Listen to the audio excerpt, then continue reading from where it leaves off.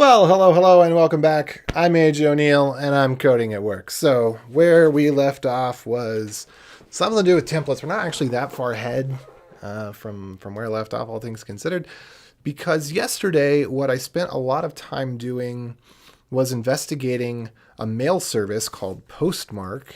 Let me just bring that up here for a second, because I was looking for the problem that we have. One of the reasons that we're taking the design. So we need to make changes to the way we deliver email. And so it also made sense to change the design. The two things just kind of came together. We need the designs to be better. We redesign the site. We need to redesign the emails to match the site. And we need better email deliverability for transactional emails. And so I was searching for, I was actually going through my email and trying to find every verify your email that I could to figure out, is there some common language that makes it look spammy versus gets it through the filter? Because you can actually see in the mail headers, which I wish I could bring this up, but I don't have one in front of me right now. But if you, in Google, let me bring this up real quick. I'll be able to bring this up. Okay, so here's the now live on your channel bit. I'm just going to bring this over here. I'll show you what I'm talking about. So when you go to the down thing here, show original. So for those of you that didn't catch that, ellipses, sideways ellipses, whatever, and then show original. If you go to show original, you can actually see in the mail headers the timestamp. So 12:14, you can see this timestamp here, and notice that there's a few seconds difference between when it's received and when it's X received, and then down here you've got another received. So email passes through a couple of different systems as it goes along, and it's normal to see a few seconds of delay introduced. But what you'll see with emails that Gmail flags as spammy, which is typically emails that do ask you about login information, it'll add an artificial 4-minute delay. And I think this is just a psychological cooldown period for you to have enough time to think, am I actually doing the thing that I think I'm doing between the time the message gets sent and you receive it? So this is not on the part. Before I accidentally blamed Mailgun, thinking that it was their fault. It was not their fault. But I said, I got to find something else other than Mailgun because they're just too slow on delivery these days. It was not their fault. It's not the fault of their queue or anything like that.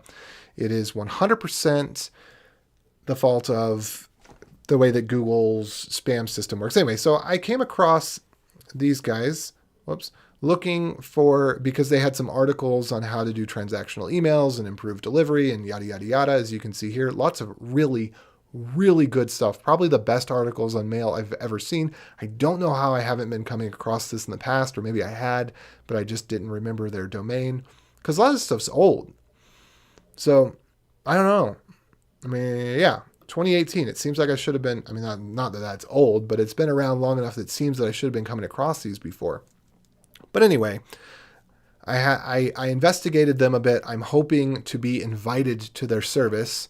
I do not yet have the invite yet, but they supposedly, it's an invite-only service. You can sign up for a free trial, but then you request to be invited, and then they do a manual review process. Who knows what that is?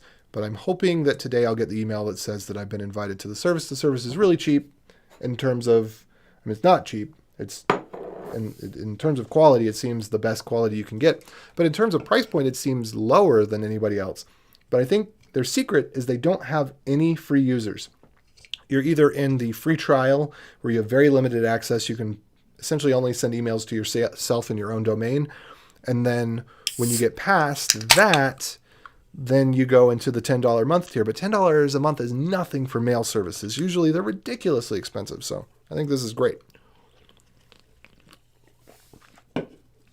Dang it.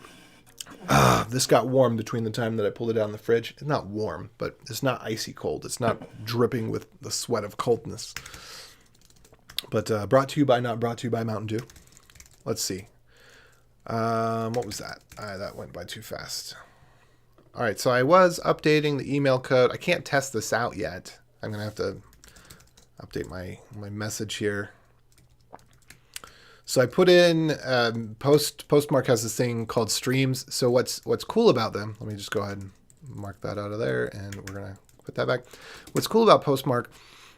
Well, a lot of things, but they separate your email. So rather than you paying to have a dedicated IP address, when everybody that pays gets, it seems, the same level of service. Maybe you get more emails the more you pay, but you don't get a different type of account the more you pay. But you have to label your service as either transactional or bulk. And the transactional emails, it seems as though they put those on a separate server and you're only allowed to send to one recipient at a time. And so this makes sense that it's more reliable. Just by doing a couple of small things that are so smart, well, we'll see. We'll see if it all works out the way that I think it will, but I'm super excited to try them out. And they don't have any limit on the number of domains that you can have. Just a lot of good things for some other stuff that I'm building too. Really, really glad that I found out about them. Now, all that out of the way, let's go ahead and get started. Oh, I need to open up the chat here. Oh, is that Will? Will, are you, did you just join in just now? Oh, okay. Well, hello. Oh, I see we got some other people. Yeah, you did. I see the message right there. Hey, Will, what's up? So what was the oh yeah about? Yeah, is that just the stream start, or is that because you also use Postmark? Because I didn't know about Postmark until just now, essentially. Yeah. Anyway, so I'm going to go ahead and what am I looking for? I had this thing where I had the emails and the partials, and I was looking at that stuff, and we need to go through. I just need to go through a bunch of these, really. The reset password one might be a good one to go through next. I don't know if that works right now, to be honest. I might need to implement that. But first, let me just go through the templates and do the templates, and then I'll worry about how to set everything up in the best possible way. So I'll just pick reset password next. Okay, so this is just doing include partials. Yeah, so this is basically not a lot of enchilada here.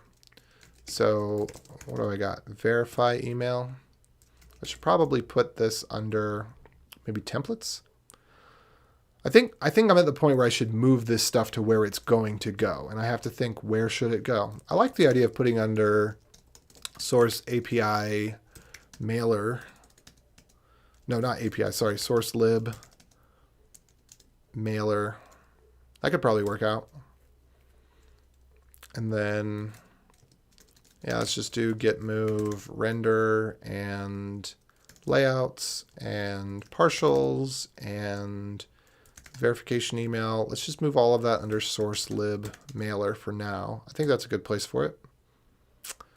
What's not under version control? The verification email is not under version control? Really?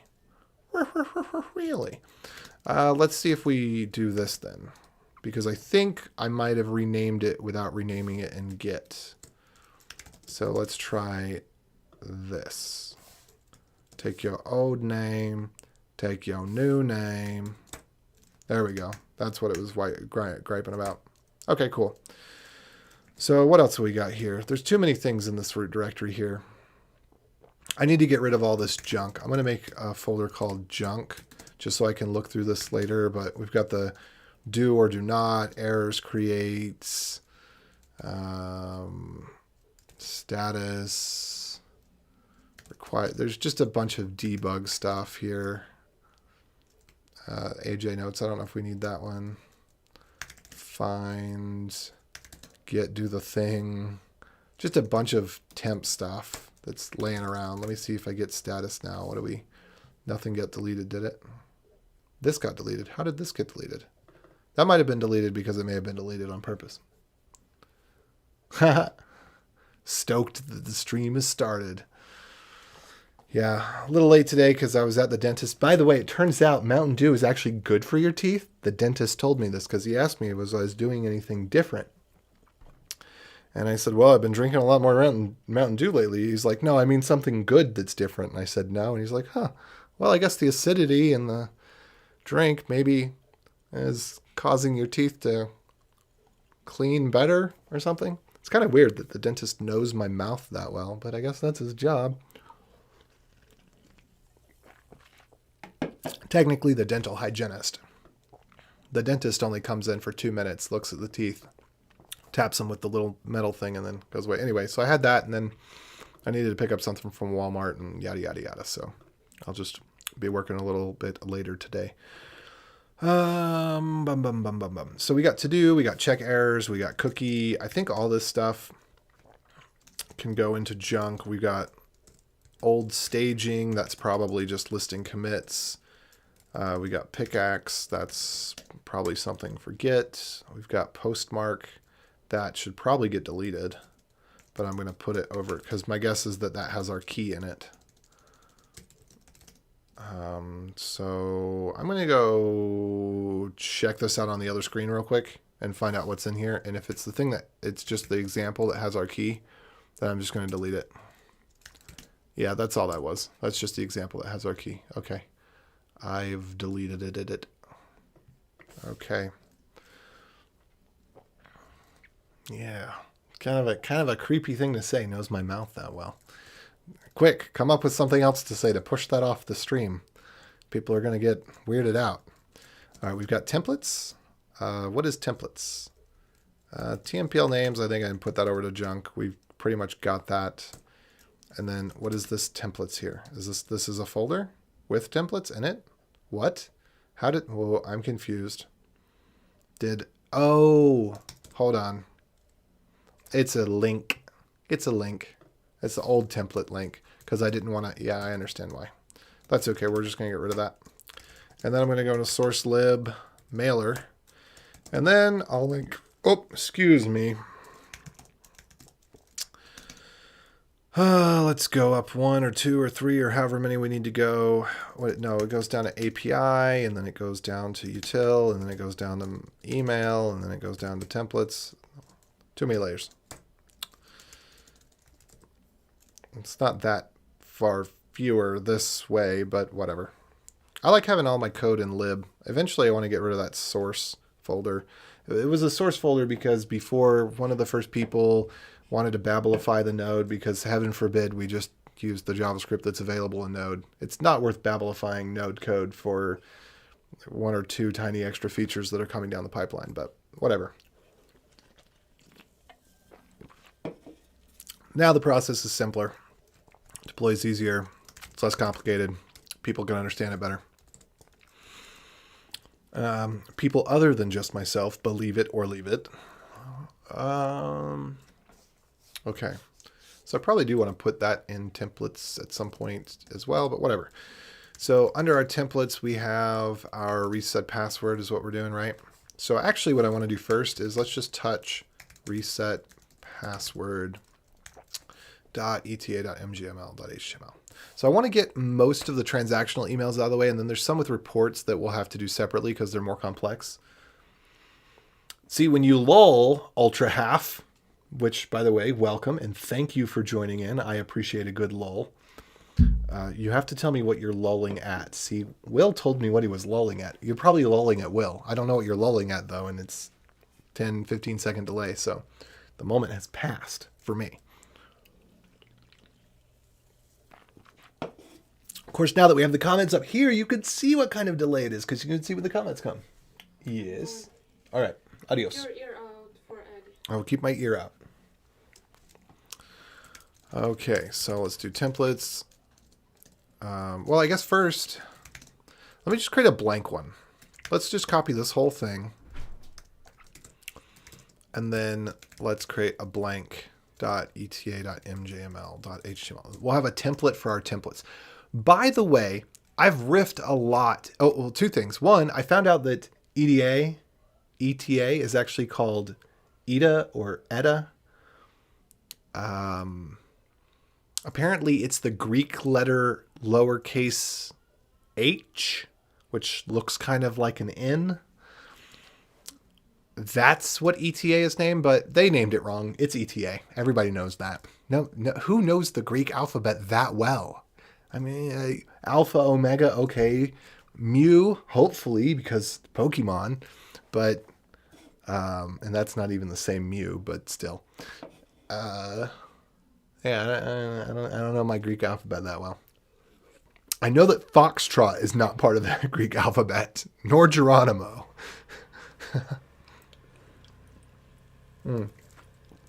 Okay, so what I was going to say though is I gave EGS a lot of grief because they don't have layouts.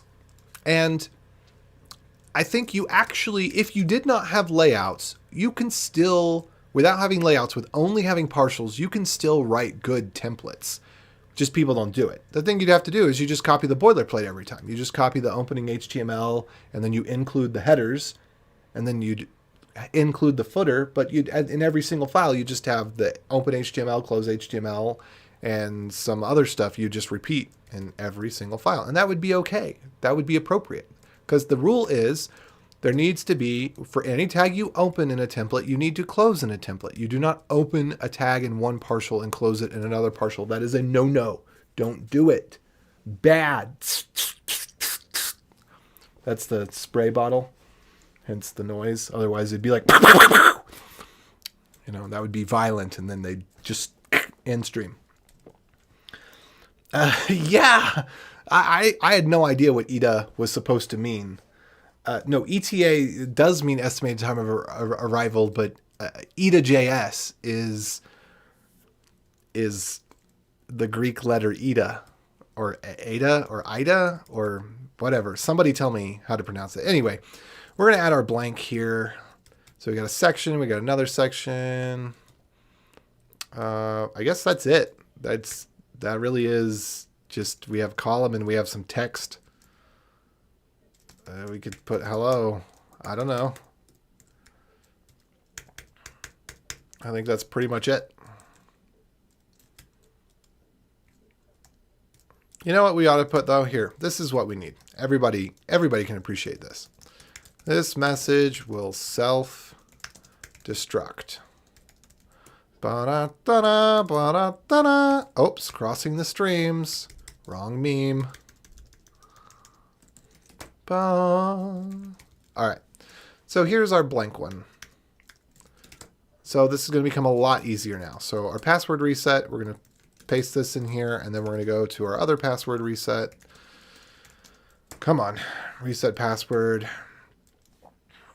And then I guess I need to look at the other one to see how I did it. Actually, the self-destruct method is right on here.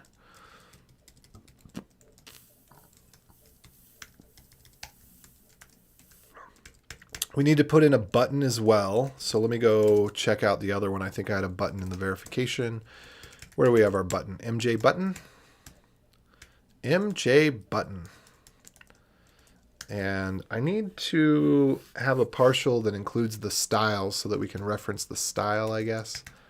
I don't want to get too cray-cray. I don't know this stuff that well, and I don't know that all the emails are going to be the same type of cookie cutter, so I'll just let it be for now. But I do want to check back on that one.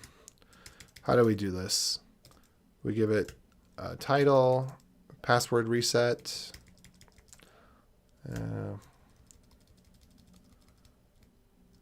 I do need an email code, Mabob.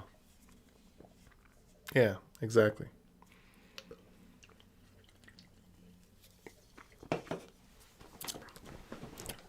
So I'm worried that the new Bond movie is going to be terrible.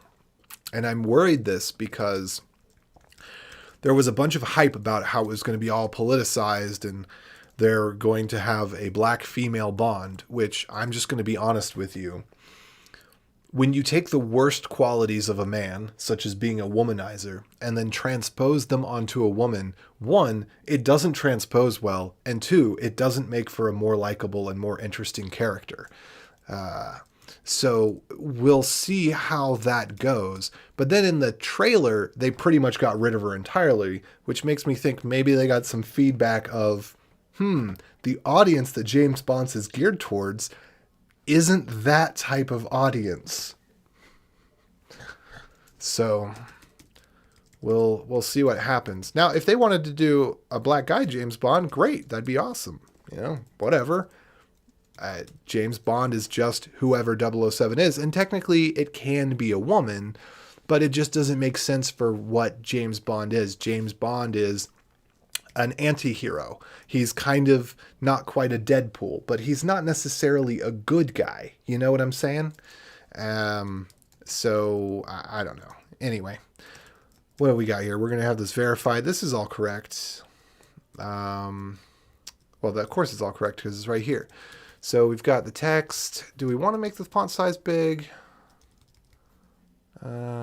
This code will expire in 15 minutes. I think we're going to keep that part. We'll see. See how this all works out. Yeah. But I thought Free Guy was pretty good. Despite the politics, I thought Free Guy was pretty good. I feel that I can pretty easily recommend it. Okay, I need to go back and look at that URL and the other one again. What was this one? Okay, yeah, let's just copy this URL because I think the URL is going to look a lot like this. And then we're just going to put this thing in here and the button. Yeah, so we're just going to take this whole button. Wait, it was already there. Dang it. And we're just going to say reset password. And then we should put the code in here as well, just like on that one. Your password reset code is same thing's going to happen over here. We're going to have, yeah, I think maybe I should just copy the whole thing. I keep on going back and forth. Let me just copy this whole section and bring it over and then take it piece by piece and slow down a second to actually think through it rather than just blowing through it. Reset your password. Passwords are what I call zero-factor security because they add zero security. In fact, they do the opposite. They add a backdoor because your email, although secured with a password, you're probably not. You got to be a few coconuts short of a palm tree to use a crappy password on your email because everything else someone can get into through your email. So if you got a crappy password on your email, they get into your bank, they get into your social media, they get into your work. You know, that's bad form. But other than that, you know, people reuse passwords. They use really crappy predictable passwords, such as the name of the site, password123, or just password123, whatever. And so it's really zero-factor authentication. It's just something to provide to people so that they feel that it's comfortable and pleasant and what they're familiar with, I guess. Hello, whatever your name is. We received a, how should I phrase this?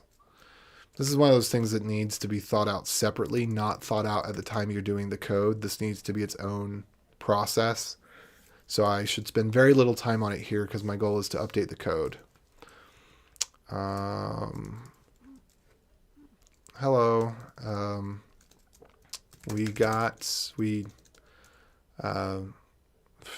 Here's the code to reset your password. There we go. That's good enough. Here's your password reset code. Words are hard. Words are really, really hard. And we can do this one. Hi. Here's your password. Here's the password reset code you requested. And then we have to put that little, if you didn't request the code,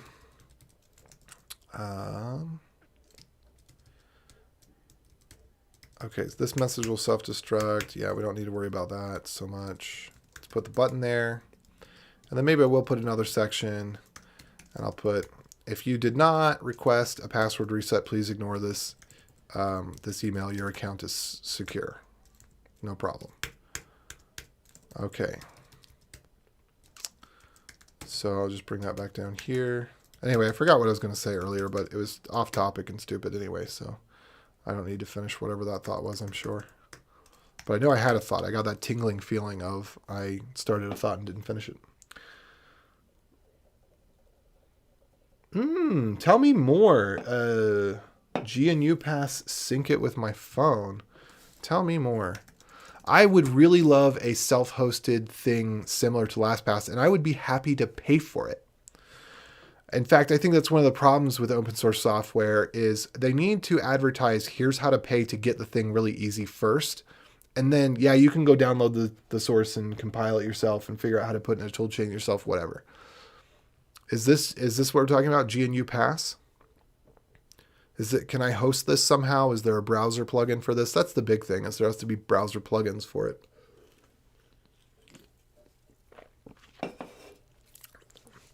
See, this is too much. This is the thing that I don't like about when people get technical. We can list the passwords. I don't know. What does this thing do? Okay, this is what it does. All right, never mind. No, this makes sense. This makes sense. Using the password store. Okay. I was going to say, because it looks like, well, it's technical. It's technical, so it looks as though these are going to be install instructions or something, and I just kind of breezed past looking for something that looked like usage instructions, and that didn't. When you say sync with your phone, I'm not expecting something that's command line out of the gate. Let's see. Mobile phone, yeah. Well, tell me more. Give me a tutorial of how I could get this thing set up on my phone in a reasonable way. Not as a Linux user, but as an average Joe. Obviously, I'm a developer. Well, I shouldn't say obviously I'm a developer. I know how to use a computer because most developers these days, it seems that they don't know. Whatever. Anyway, but you can tell from the way that I am, I know how to use Mac and Linux and Unix, etc. But I would like to know, how can I just use it as an average person? I don't really want to make it my day to get this password store configured. I would just love to be able to install the app on my phone, yada yada. And anyway, open source products, they need to be more focused on getting payment from people, and then just let it be a background fact that yes, you can get the source for this. Because I'd rather just pay and have a good product we need to transition from open source to self-hosted, because with open source, we built our own prisons. Now everybody else owns everything, and we gave them the power to do it because we gave them the source code to build the service that they hide everything away from us in. We need to reverse the model, and we need to focus on self-hosted and simple, lightweight self-hosted that anybody could pay for. That's what we need. Okay, so this is good. This is going to be the same exact thing, except the template's going to be password reset rather than, yeah. So this is going to be the same. Hi, here's the password reset code you requested. Reset your password. Reset password. And then down here, we need to say, if you did not request a password reset, don't worry. Your account is safe. Maybe. You can just ignore this message. Or contact support if you have concerns. And what I want to do is put support email down here. Contact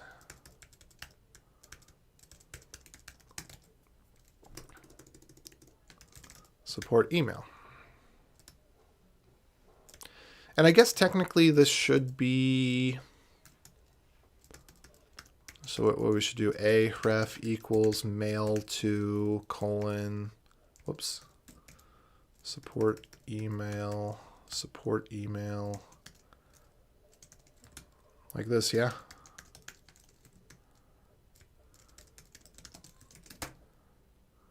There we go. So that looks good. And I'm going to go search in my email for password reset requests just to see, because the wording, I don't want the wording to trigger spam filters, but this is the kind of thing that does trigger a spam filter. But I'm hoping Postmark will help with that by separating out all of the account-related stuff into its own. So there's going to be account.example.com is how we're going to restructure this, so that anything that has to do with account only comes from account.whatever.com. And so that will, when it goes through the mail systems, this should actually help train it that this subdomain is expected to be these types of messages and no other types of messages. So no, there's a client for Android. If you use SyncThing, well, by the way, if you want people to be able to get up and running quickly with SyncThing, check out webinstall.dev/SyncThing, which will get it up and quickly, and then they can use Serviceman, whether they're on Windows, Mac, or Linux, to quickly start it, and then it has a little cheat sheet with the settings that you're most likely to want to save. So yes, I'm a fan of SyncThing, and I use it to keep actually the OBS, the files for the assets that I have here with the different whatever he does. I actually sync between my laptop and my desktop the assets for the video stream, some of the video stream stuff. Okay, anyway, let's get back to the stuff in question here. Yeah, I was looking for password resets in my email. So I'm looking over on the other screen right now just to see. I don't know the last time I've requested a password reset. Okay. We've received your request. Okay, let's do it just Ancestry.com. I've got one from Ancestry.com. They have my DNA. They used to tell me that I was 1% African, North African, and I was super excited. And then they revoked my 1% North African status and told me, actually, you know what? You're Welsh. Well, that's where that percentage point went anyway. I was really, really upset about that. I thought it was so cool that I was one of the Moors. I think that was the Moors. Anyway. We received your reset. So I'm just going to copy theirs. We've received your password reset request. I think what I've got is close enough. I don't need to plagiarize there specifically. To do so, please enter the following code on the password reset page. Okay, let's give it a little more text. I think that things like this, they actually prefer it when it has a little more text. So let's go ahead and let's make this sentence a little longer. Hi, AJ. We received your password reset request. Your request to reset, to reset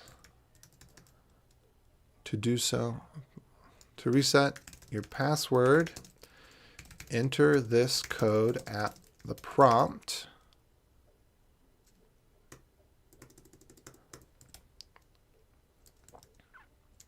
No, I don't like it. I don't know what the wording should be, but here's the password reset code you've requested. Here's,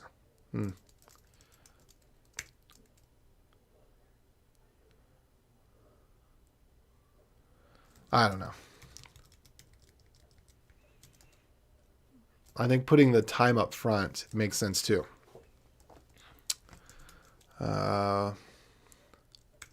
Sure. Okay, I'm going to go with it. We've received your request to reset your, let's go with it.company. So what should I call this? Because there's different types of companies. This is the company that is either us or the white label would go here. So we call this the host company, service company.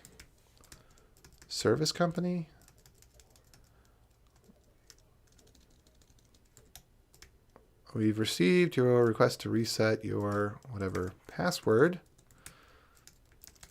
You can use this code.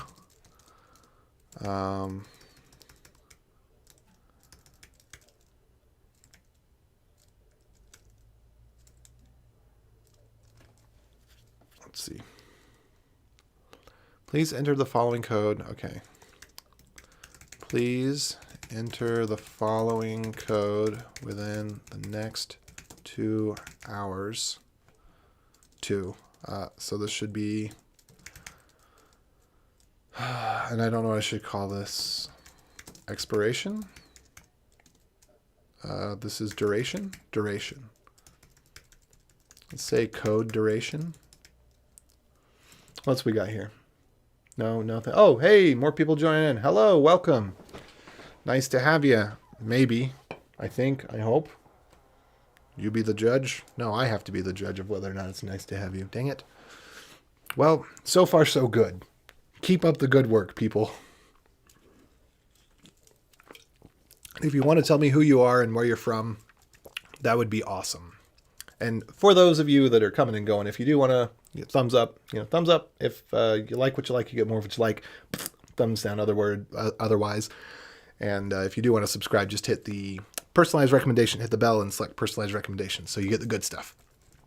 But anyway, so I'm just wasting time, not wasting time. It's work that's got to be done, but I'm musing over what is the wording, and I'm looking at in my other window, I have some password requests from other companies, and I just want to try to model the language, because if it's working for them, hopefully it'll work for me. So I want to use similar terminology. So we received the request to reset your service password. Please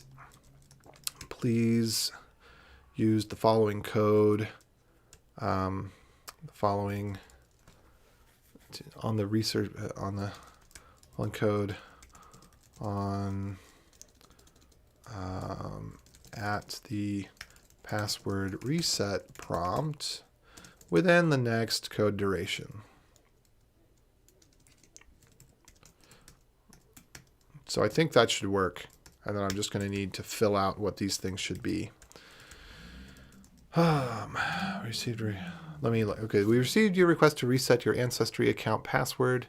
We received your request to reset your blank. Can I just put account password? This is why. There's actually an option in Vim I'm very much thinking of considering that allows you, instead of doing by line by link, that does line by visual line. I think I might start using that. We'll see what happens.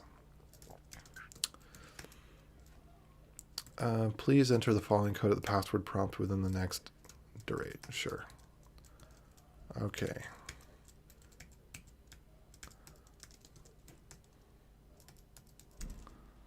There we go. Good enough. Can I just have it do this? No. Whatever. So be it. Prettier.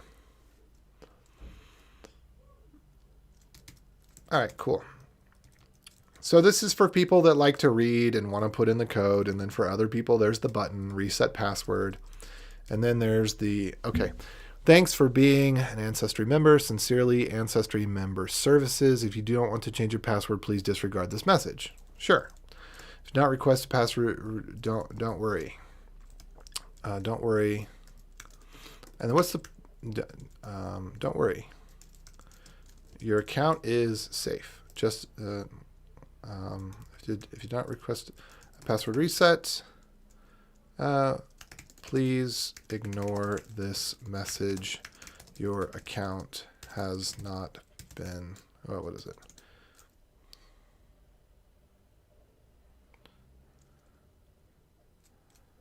Yeah, that's fine. Let's not scare them.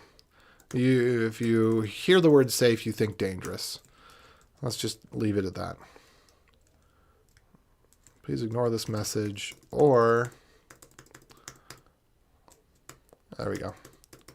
So, or contact support if you have any concerns. Yeah, just want to give them away. And then maybe we should put in a little sincerely something, whatever. So do we have anybody telling us?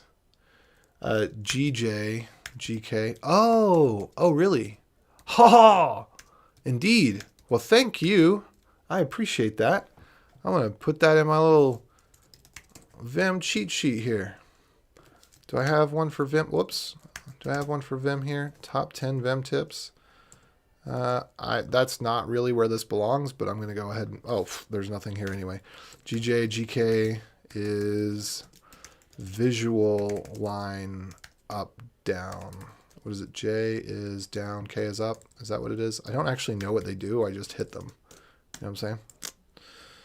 Okay, that is actually super helpful. That made it worth streaming today. Ultra half, you complete me, Ultra half. You're my Ultra half. Huh.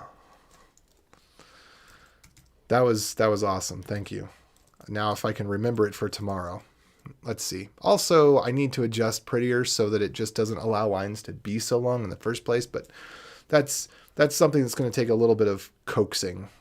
Because other people have to buy into, just because you can have an ultra wide monitor with a size 8 font doesn't mean that it is.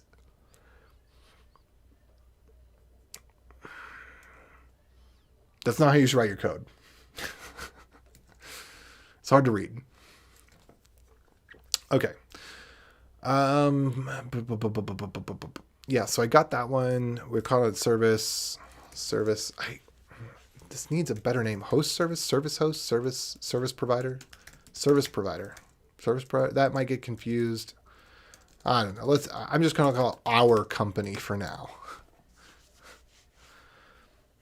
All right, we got that. If you didn't do please ignore this message or contact for support. And then do we want to have some sort of, have a great day or something in here? That's what I was thinking of doing, is putting, I don't know, after the button. I got to render this and then see what it looks like. Actually, I don't know why I'm not doing this locally, because I don't need anything about the server for this. Anyway, MJ text should be thanks for using, and then our company.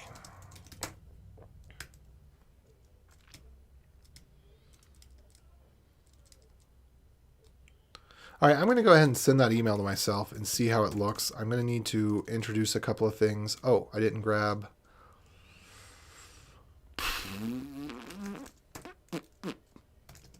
There's a couple things I need to grab here. No, mailer is already in the right place. But but it's not rendering. Where is it? What's render.js? Do we have that anywhere?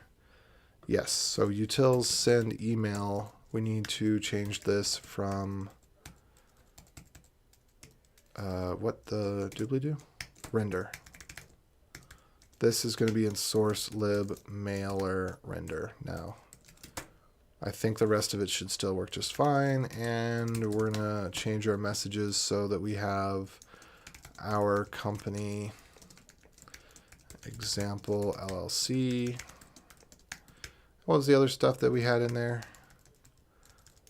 Code duration is going to be 2 hours. Oh, you know what? I have a call that I might need to take. Hold on just a second. I'm going to mute.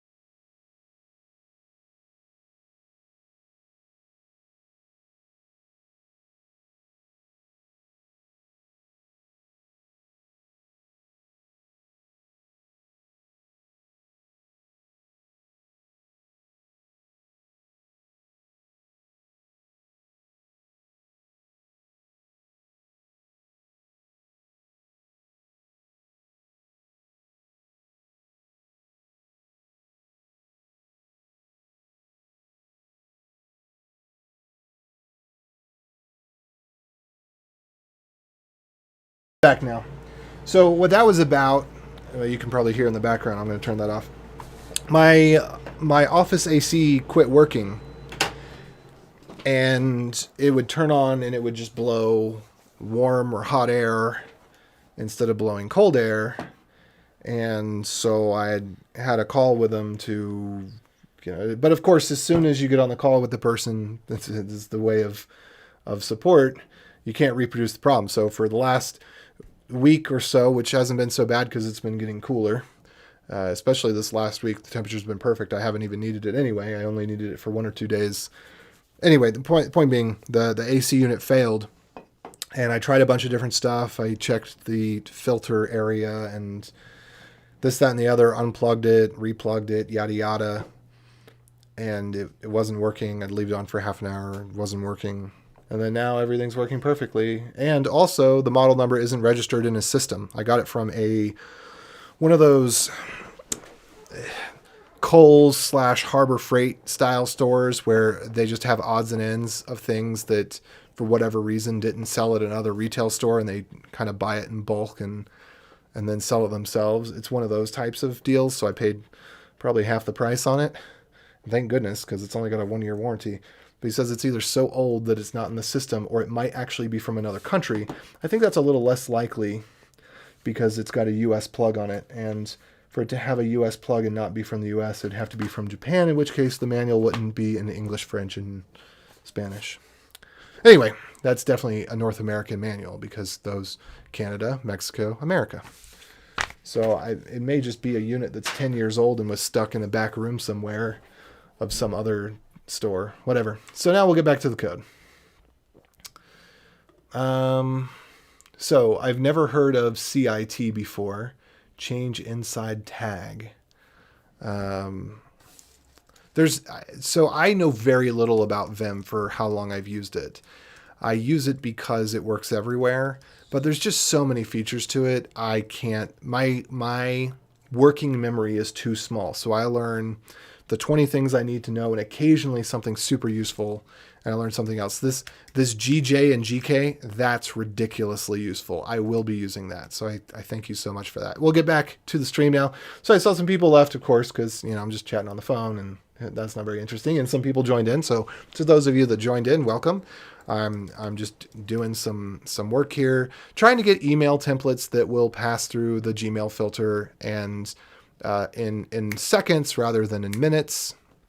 And so on one screen, I've got some old password resets I'm looking at, and I'm just trying to update this over here. And then let's see, we got support email, code duration, and our company are the variables that I've introduced in addition to the ones that were already there anyway.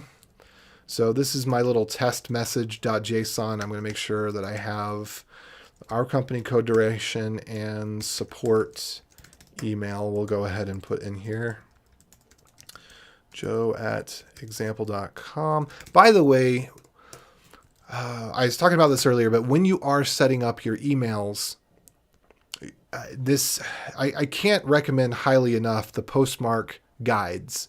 These are amazing. I just found out about these. I've been using so many different tools. I have no idea how I found out about Postmark before, because MX Toolbox is what I've been using to test for the validity of messages, and Postmark actually has a really nice DMARC report service that is better than anything else that I have found, especially considering the price, because other services will cost $100, and that's a little bit steep to get a message every day that says, "Congrats, nothing failed," which is what it is 99.9% of the time. Well, probably a few more nines there. I mean, it is important, but mail problems don't happen that often. Usually you just need the service for a couple of weeks to make sure that, or when you make an email change, when you make a drastic change to how you're segmenting your emails or something like that. But anyway, what I was going to say is, I didn't realize this before, but I understood it because of one of their guides, what it actually means. Your from address, not your reply to address, because typically your reply to address in a mail system is going to be different from your from address, but your from address should be segmented to something like this, for example, notifications dot, or account dot, or service dot. And the website for that doesn't have to exist, but you can, and you don't even have to have anything other than the mail verification records. But if you do that and you've set a return path, which I've never seen any service allow you to set a return path, and it turns out it's really important for reputation, according to their blogs, which I believe because everything else that I've encountered from them is excellent. It turns out that it's really important to have a return. That's your bounce address. Return path is your bounce address. To have a custom bounce address set to your domain, not the bounce 12345 at service provider. You actually want your bounce address to be scoped to you, and then you want your from address to be scoped. It doesn't need to be deliverable because you've got reply to, so reply to can be support@whatever.com, but you want your from address, and actually I'm just going to go ahead and put that in there like this for the purposes of doing this. But you want your from address, sorry, I keep on repeating the same thing and not finish my sentence, and then I did it again to explain that that's what I'm doing, to be isolated to the type of message. Oh, and my little daughter's coming in. Her movie must have finished. What's up, sweetie? I will watch the movie. Should we turn on another movie? Yeah. Okay, we're going to go turn on another movie. I'll be back in just a couple seconds here. This won't take very long. All right, we'll turn on another movie, sweetie.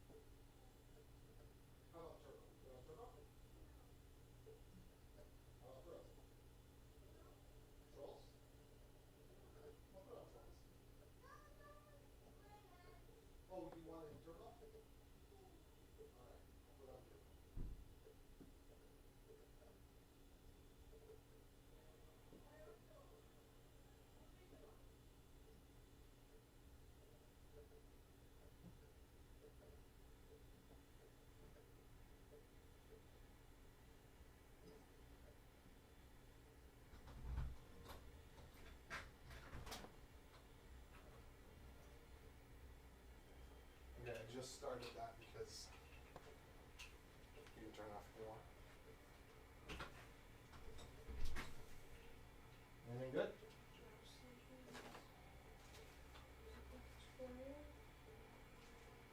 Goodwill. Oh, I know this is. This is an audiobook. Because in the child tax credit that I said we don't want, so they addressed it to you instead. Government's gonna get you one way or the other. But you're right, it is. It's the child tax credit. Yes. Do it with it as you will. All right, I'll close this. Love you, honey. And every time it's like different payment, I don't get it. And then the card is here, Mom. Okay, well, I'll look at this later. Okay, ready. Okay, I'm gonna close the door. All right. And my wife came back, so she's taken over with the kid duties. All right, so I'm here. I'm here for reals now. Where are we at? What did I miss? Okay, and the mic is on. Good. Okay, so what I was doing right here was just putting in, the support email. And then really, I don't think I should get rid of all these example.coms for the purpose of, I'm actually going to send this and I want it to do what it would do if it were real. I am going to, because I don't know when we're going to get Postmark approved because it's an invite only service. You can do the free trial and kind of see the gist of how it works, and then you have to request an invite. It's in the same place. The normal always is on the bookshelf. So let me just check and see if we got Postmark approved real quick, because some of these things, I don't want to go through the effort of setting it up in Mailgun if we are accepted, but I don't know why we wouldn't be. Because I think it's been 24 hours. I don't know what it's been. Anyway, I'm not seeing it. I'm going to open up another thing here and see if it came in. Let's see. Postmark. Say Postmark. Do I have any more things from them?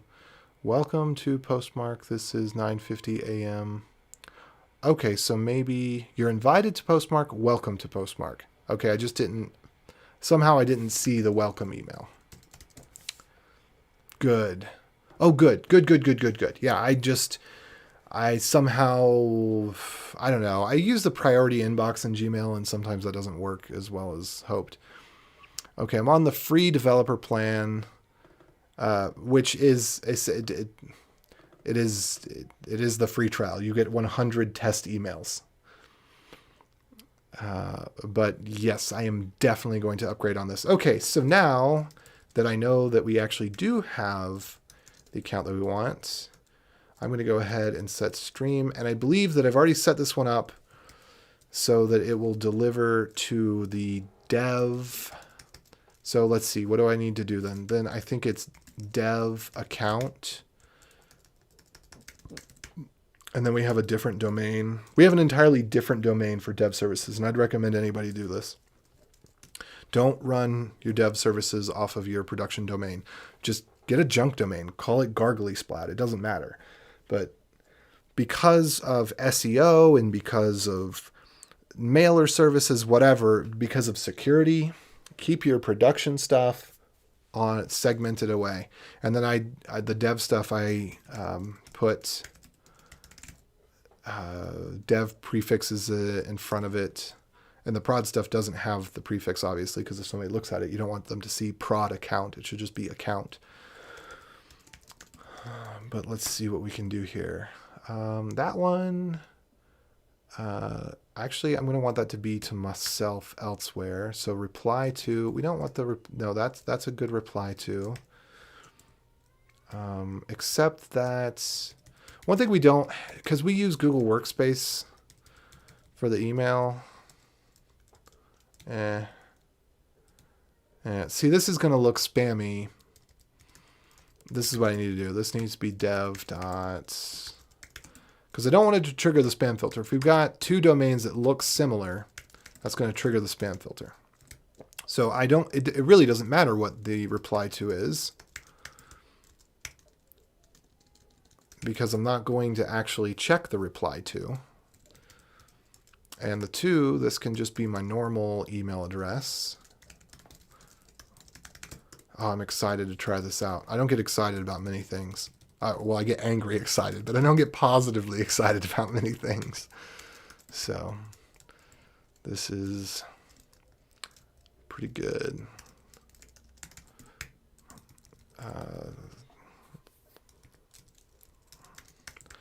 And yeah, it's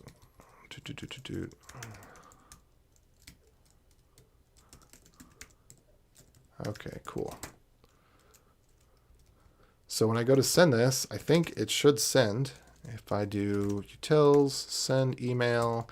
I like to make command line utilities for a lot of controller type things, because then you can test them in isolation. Okay. No such directory. Got it. That's because I need to change the mailer render to know where to look, which should be src lib mailer is our template directory for now. Okay. So for those of you that have joined in, well, actually, whether you joined in or not, just give me a little shout out and say hey, so I know who's still here and who's new. So if I want to continue on any previous conversation, Ultra Half, are you still here? Are you still hanging around? I want to learn more about this Vim stuff. And then if you are new, tell me where you're from, what you're doing, what your interest is in Node or in mailing or whatever it is.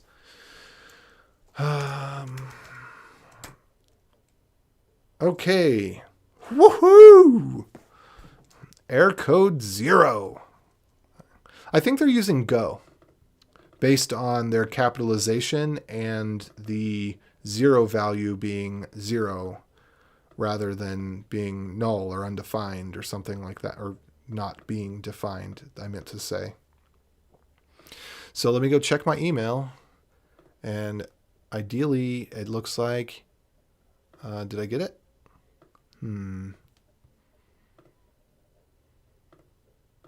Okay. It looks like it did not work, or at least, I mean, it is acceptable that the first few times that the email is sent, it does make sense that it may be a little slow to arrive just on the basis of this IP address has never, this is the very first one ever, it has never sent mail from that before.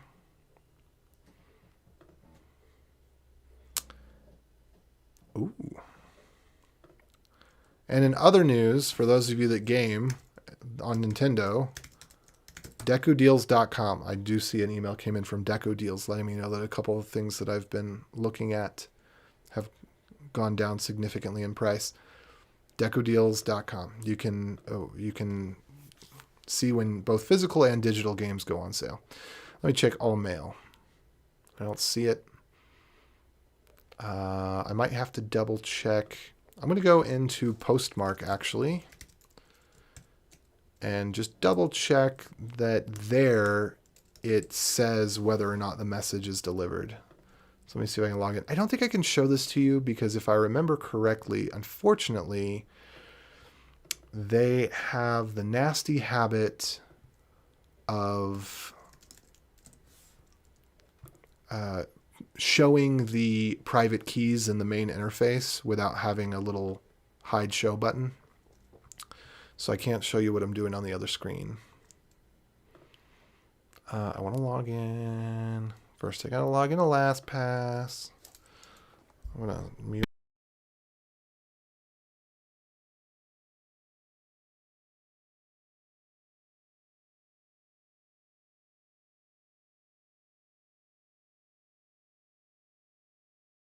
Be good enough.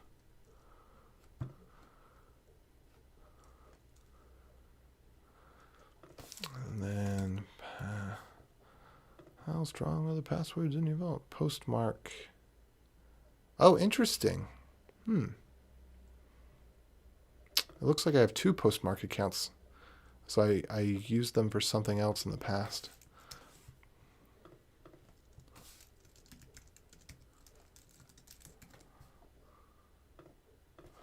Okay, so I'm getting logged in there.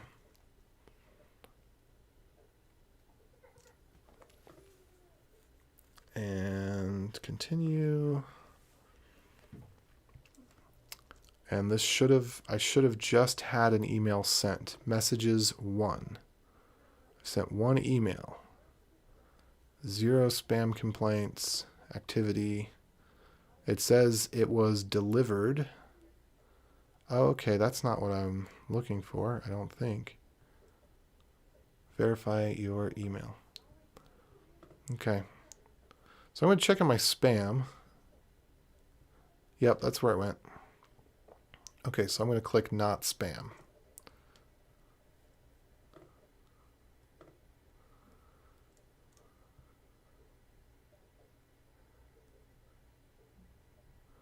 So I do need...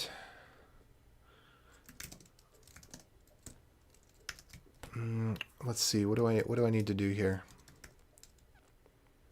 I should probably...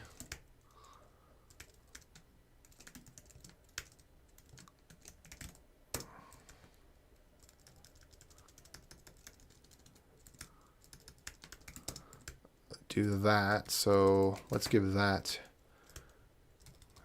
to our from. Okay, this didn't work out. This does not have... Something went wrong. Let me see if I can figure out what went wrong here. We don't see any messages here saying that something is wrong, but something definitely wrong because... Let's see, we go to layouts. Let me just... Whoops. Mailer. Render. Views should be templedir, tpldir, and yeah, this is resolving tpldir and defining templates, and we've got partials head and partials footer, so that should be good. But then my question is, what went wrong inside of the layout? Oops.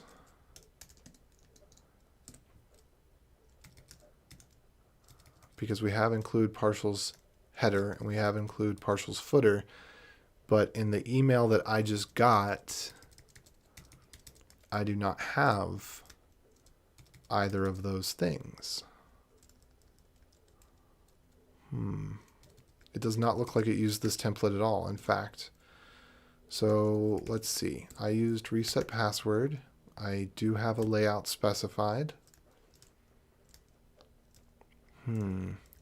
Everything in here. No. Okay, there's a couple of things going on. One, my message should say not verification email, but reset password.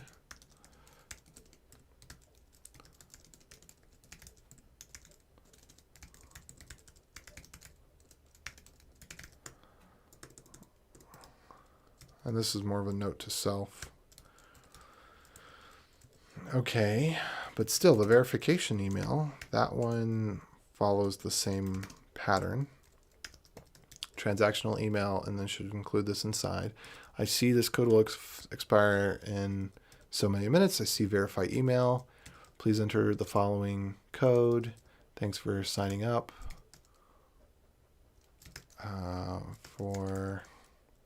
And again, this should be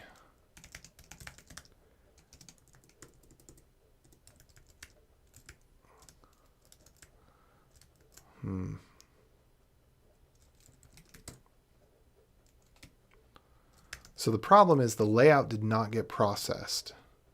Why did the layout not get processed is my question. So let me just run this. Mailer render. Oh, another thing. Let me see here. Is it going to be processing the correct render? Okay. Verification email vars.json. So this one I kind of need to keep up to date with the other one. I probably need to consolidate those two. But I'm going to go ahead. Kind of want to say DBA. Have the legal name and have the, whoops,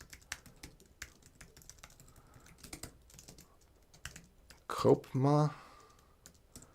Okay, that's good. So that was just in here. That's the only place that typo persisted.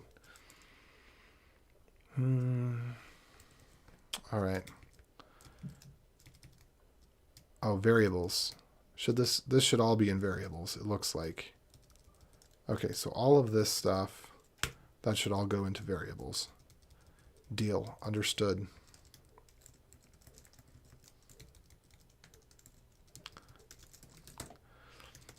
Or maybe I should call this nickname. Short name. I don't know. But we want the legal company name. And we want the short company name. Maybe I should call it that. Short company name. Legal company name.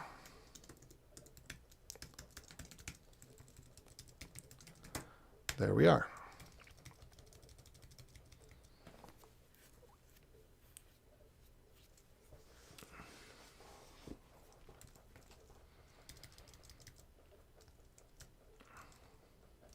Okay. And it probably should be, we could maybe do company.legal name. The problem with company is that the company could refer to their company and it could refer to our company. And so I need a name to signify our company versus their company and their company account.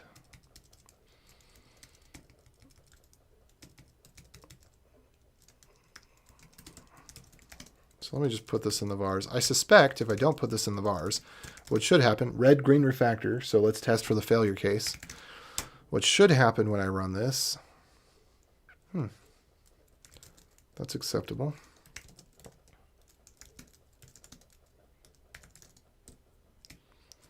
We got vars here. So what we should have instead is fs. What is fs? Promises. Can we await here? Sure, why not? I'll just wrap this. Whatever. Let's do this. Let's do process.cwd, and we can do path.join like so. And let's go ahead and do message.json, maybe.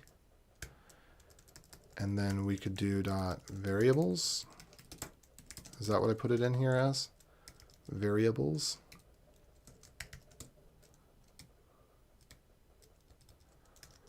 All right, render vars. Yeah, let's do it like that. And then I only have to have it in one place. Let me go make sure that all of these are represented. Whoa, no, that's not what I wanted to do. Dag nabbit. I exited out of my window. I'll have to bring it back.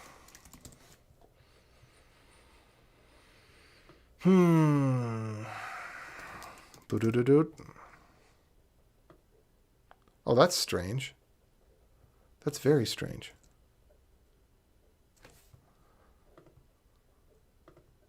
What I'm saying is strange is that my terminal window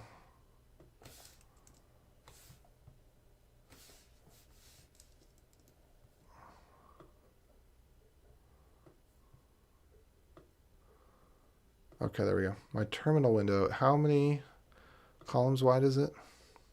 84. So that's what I want the default to be. Let's go to preferences here. I cannot believe Apple.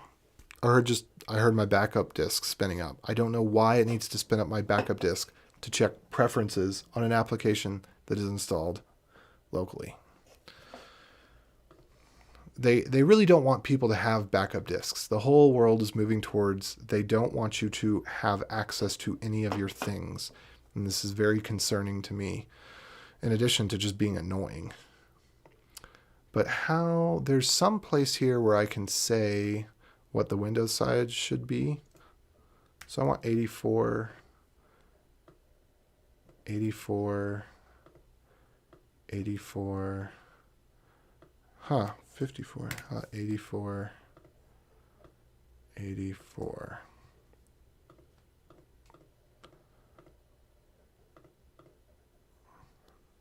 So let's see, if I start up a new one, how many wide is this?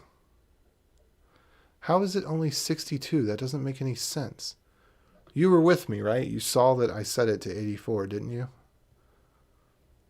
What else could be causing this to mess up that way? I'm not going to have the time or patience to really troubleshoot that, but I just want to take one more look. I don't see anything here. I don't see anything here.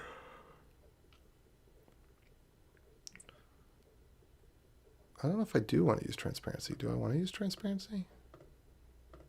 Maybe I do. I don't know. Scroll back lines. Session.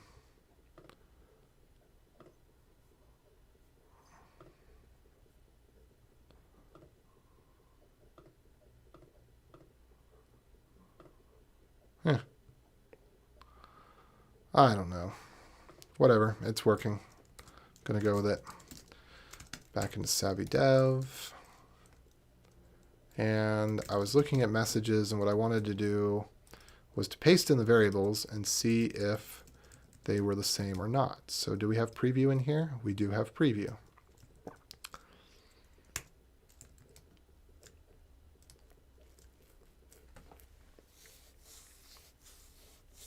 Which it seems that preview should actually be part of the template, not one of the variables. So I'm going to nix that from there. Because we could say our blank template, you specify everything. Oh, but you know what we have an issue of? Let me think about this. So we do have a slight issue. Because if we want to use the partial for the header, the preview is something that goes into the header. Well, only because of MJML. Technically, it should still go into the body. 6 of one and 6 of one, half a dozen of the other on that. Okay, so we'll keep the preview variable. And let's make this more realistic to... it was reset your password. Your password reset code is...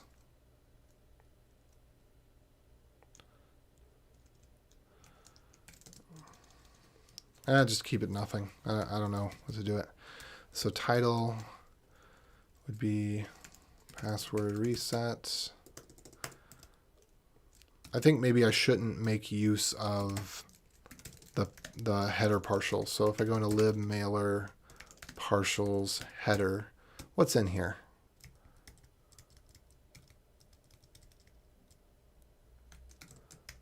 Okay, that's not even it. So what is it, layouts? So yeah, this is the problem.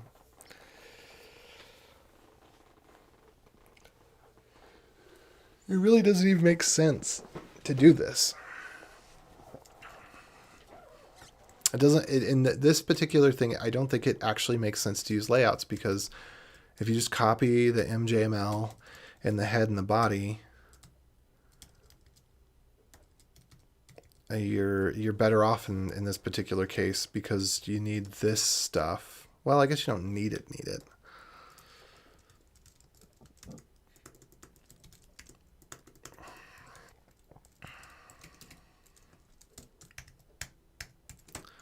All right, well, let me... Oh, I don't want there to be a title. And then what were the other variables here? Let me show down here. Okay, so I don't actually want to put these brackets in there because that's going to look worse. I do want the short company name. Let me actually look for our comp.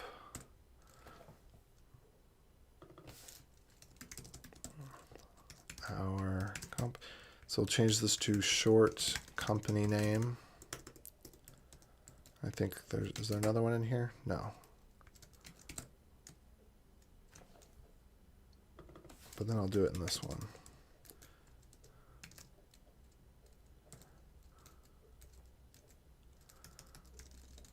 Again, short company name. And then I need to go back probably to the layout. Let's go back to the layout here.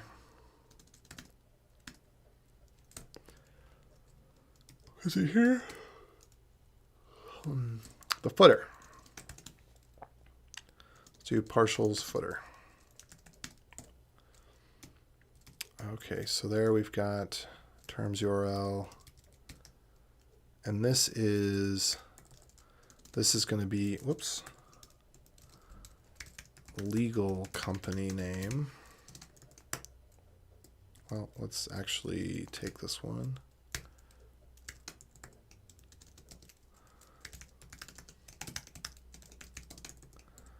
There we go. And then we can do short company name.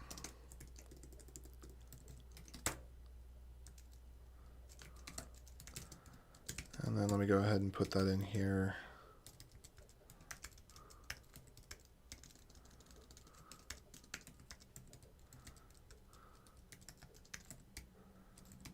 All right, code duration, support email, privacy URL. We've already got that here. Terms. Do we have template in the variables section? I guess we do. This makes sense. We do have template in the variables section because the URL is going to indicate which template was used so that it can better communicate to the front end what to do about it. Hello, though, those of you that are or not still, those of you that are joining in. I'm AJ. What's your name? My name is AJ. What's your name? If you have kids and you don't know about Katie's Classroom, you should check out Katie's Classroom. You will thank me, and I will welcome your thanks.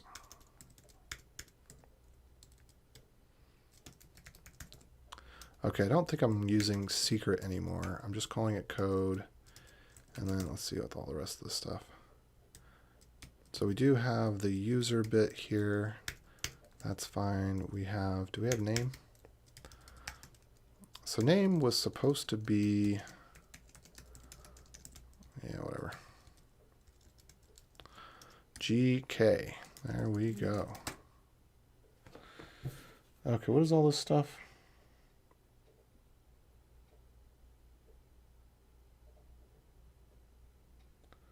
I don't know what that means.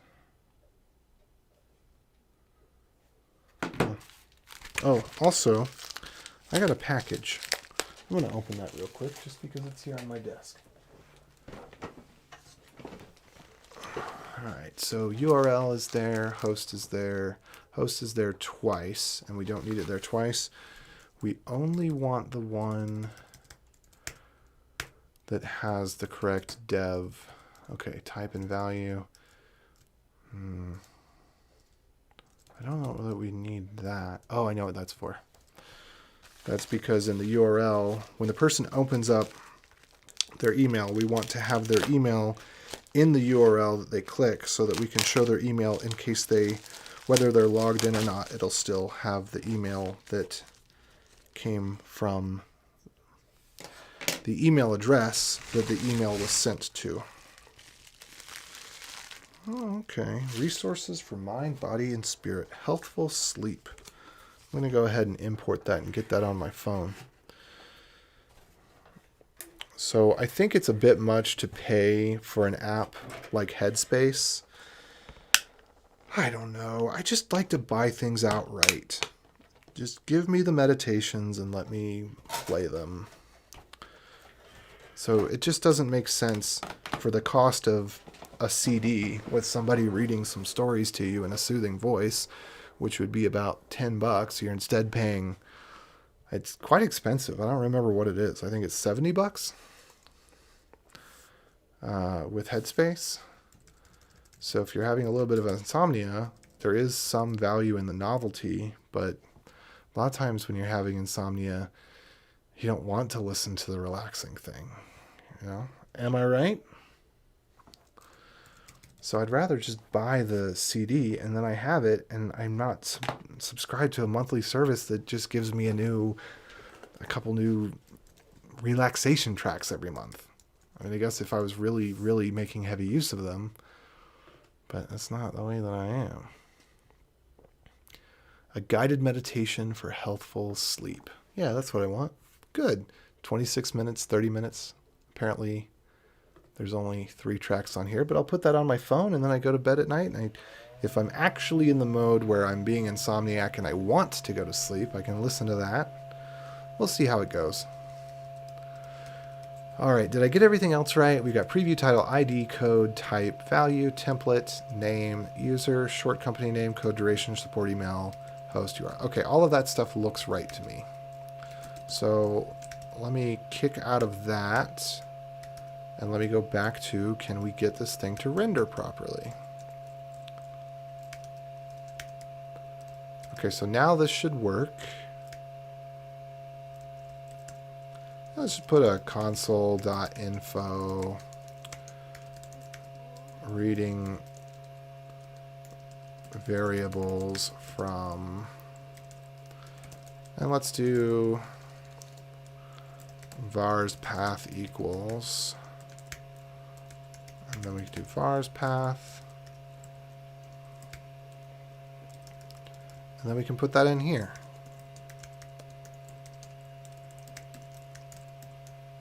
I'm really inconsistent about whether I use a capital P for something like this. I prefer to use lowercase and snake case and not camel case, but yeah, when in Rome and all that.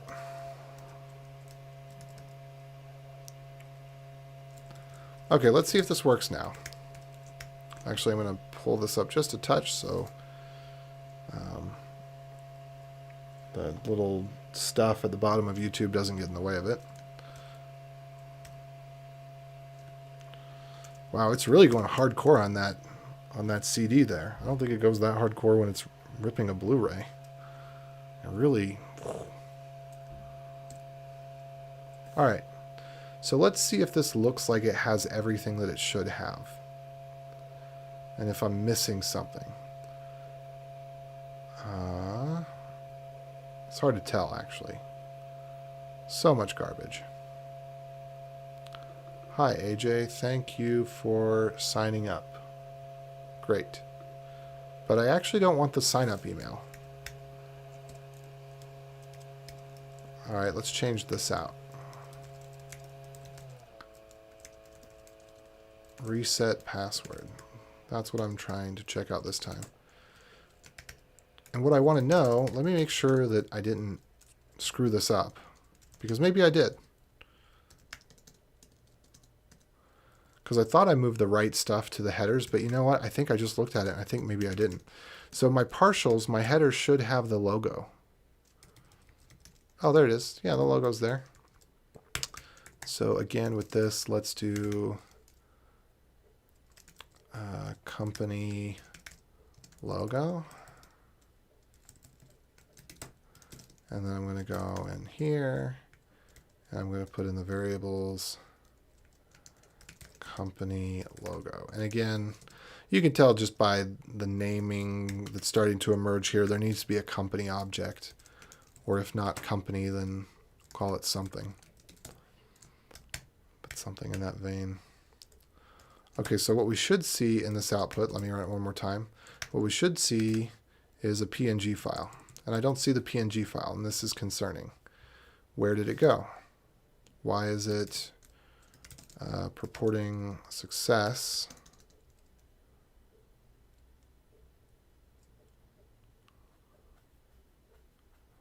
So I didn't get a failure, but I'm not getting success either. I don't know what to think about this. The output is the wrong output.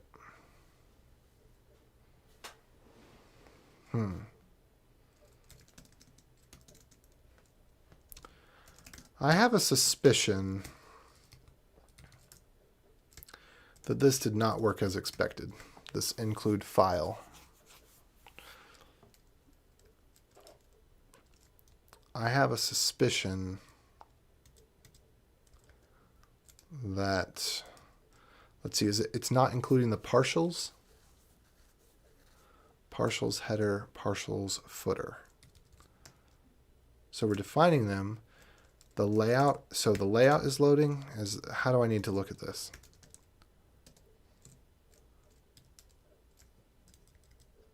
We don't have a preview. Let me put the preview in there.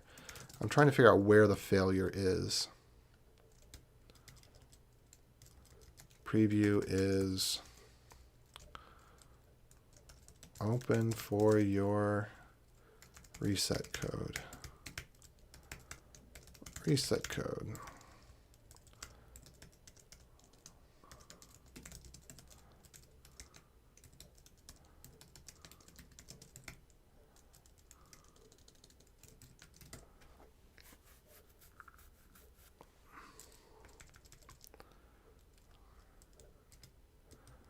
So this would be whoever the 2 is, would also be the value.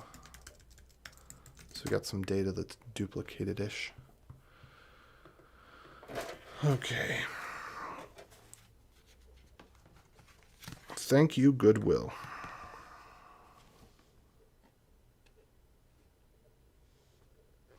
Healthful Journeys has been producing award-winning audio tapes and CDs since 1991. Listen once or twice a day for several Listening once or twice a day for several weeks makes a difference. Imagine imagery evolving using all of your senses. Oh, I'm reading these wrong because they're phrased as questions, and I'm expecting them to be phrased. Anyway, whatever.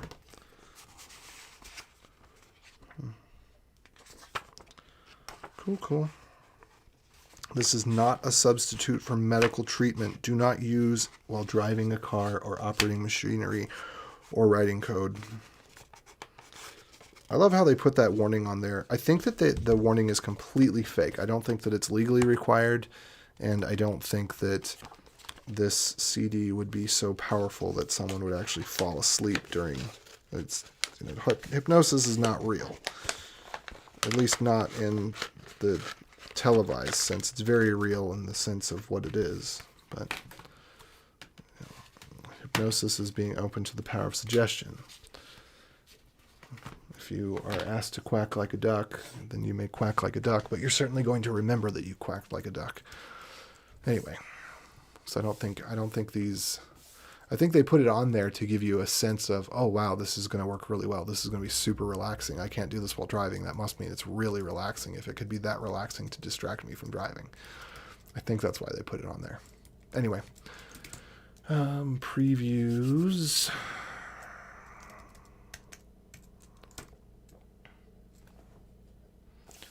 So, oh, darn it. I forgot what I put in there.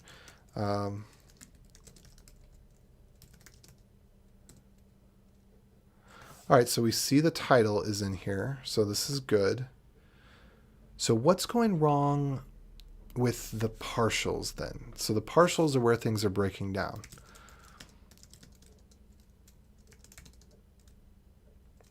I'm gonna double check this as well.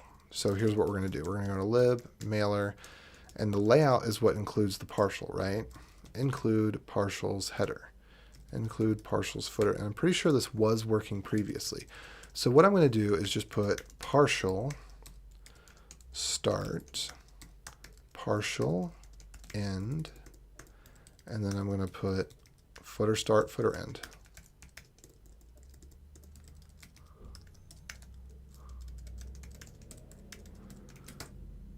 And hopefully this will tell me something.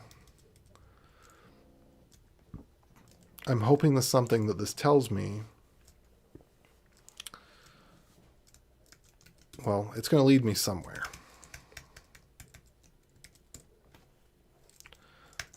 Partial. All right. So what can I deduce from this?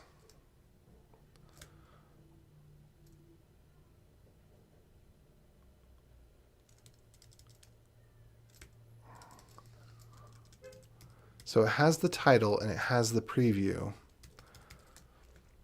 but inside the body,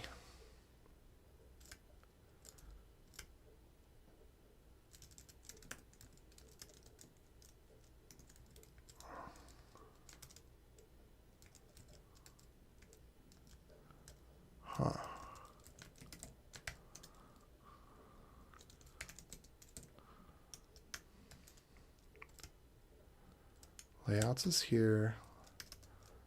This seems impossible.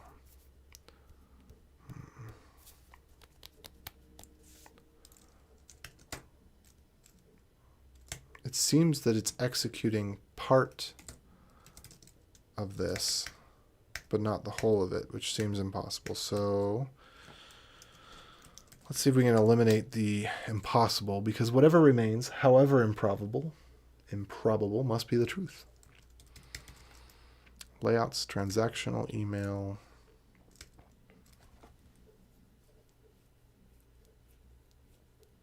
Define in the name. It's going to be the thing that it's defined to be. All right, let's just do a little bit of this here. Name.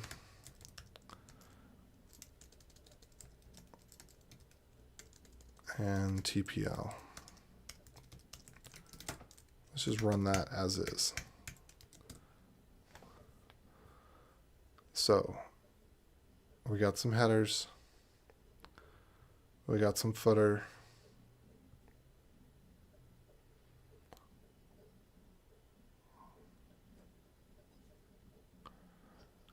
We've got a title definitely coming out.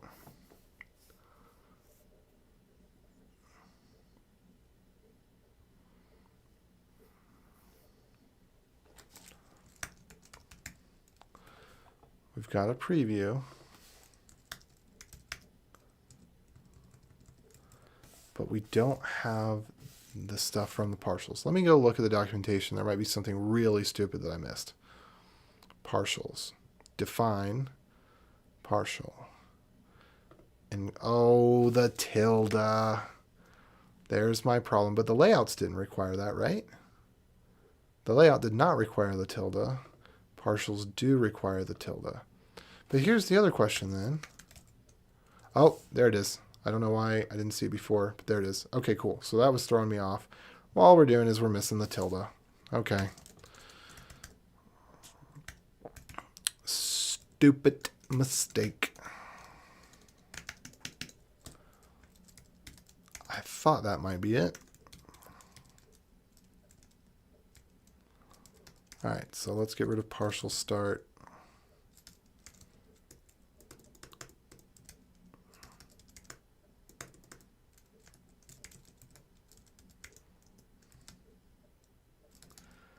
And the footer stuff. There we are. I do not like that. Come on.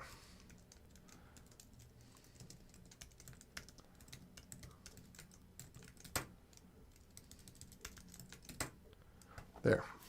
Just for prettier. Okay.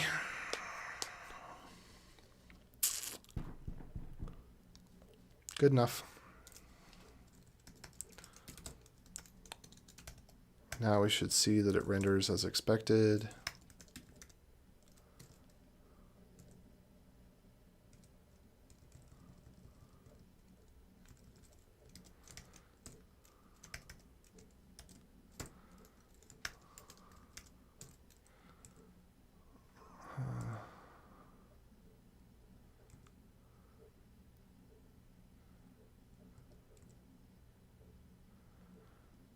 Okay, reading variables. All right, so let's say because this is dev,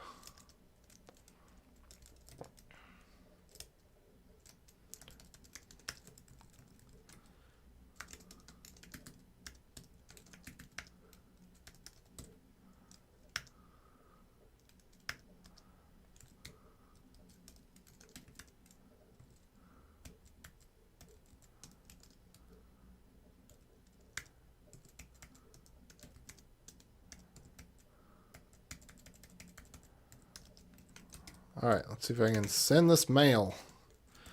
Node.js, send email, message.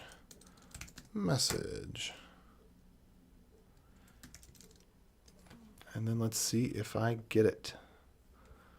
All right, came right away. Came within seconds. And now it's got the right header and footer in it.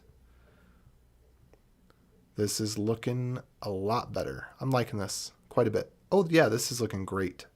This is looking just great. I don't think I can actually show it to you on the other window by virtue of, it's too tall. Let's see if I can bring this over. So there we are. There is our mail template. Now, it's still, I think I might have just gotten this wrong here. Savvy.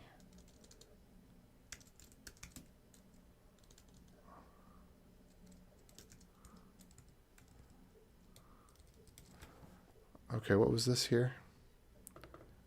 Dev savvy. So I'm specifying a from address here. But for some reason that's not being respected, and this may have to do with postmark. So I'm going to go in and see.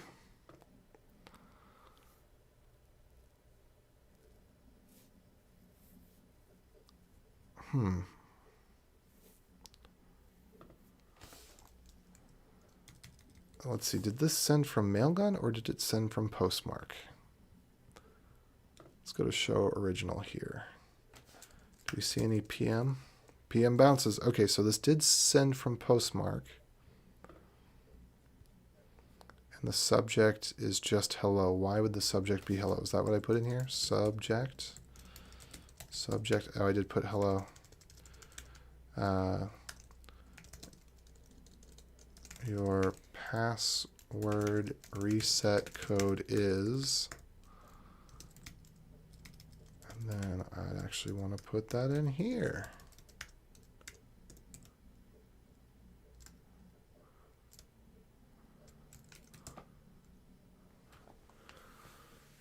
Okay, that would be good enough.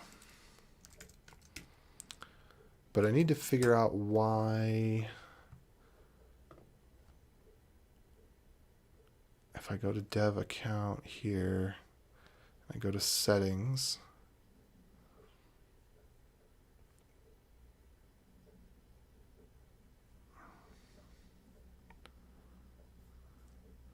stream is dev is account. Stream should be dev account. Huh. Oh, no. It should be account because it's being swapped over based on environment variables. So that's right. Account is the generic bit. Okay, sender signatures.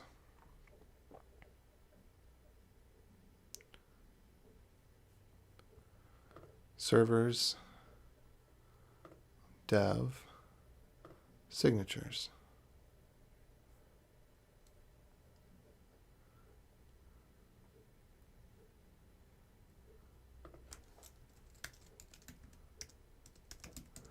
Okay, now I got to figure out why savvy dev savvy. What was this? What's this address that it's coming from? That's somewhere. I bet it's in the environment variables. Let me go check on the other screen.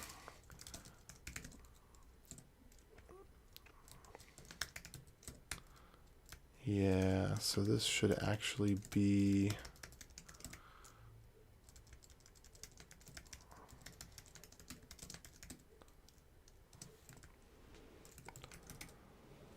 Postmark stream account from... I think I could show you this. Yeah, I can. One of the things I love about RG, which I mention all the time, is that it's safer to use than grep because it's not going to grep through your .env files if they're in your .getignore.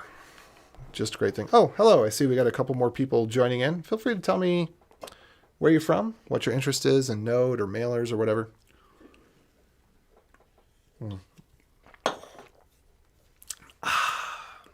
Sweet nectar of life. Yeah, so I need to go change this in the mailer because what we need to do is be able to let this be a default from, which makes sense. Maybe it should just be that. Maybe we should not allow the from to be overridden. I have to think about it. In any case, all right, mailgun body dot from. What?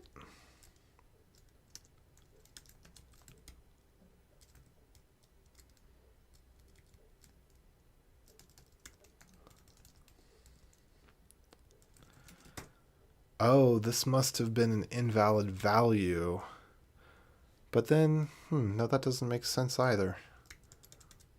It does appear that that was an invalid value.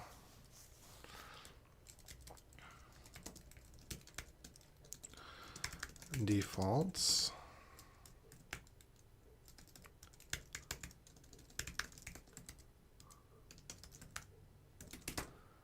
Okay.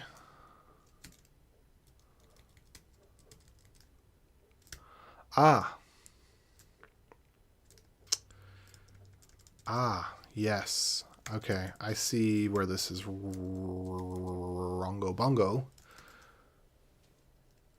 is that we should have object.assign and give it an empty object and then give it the defaults.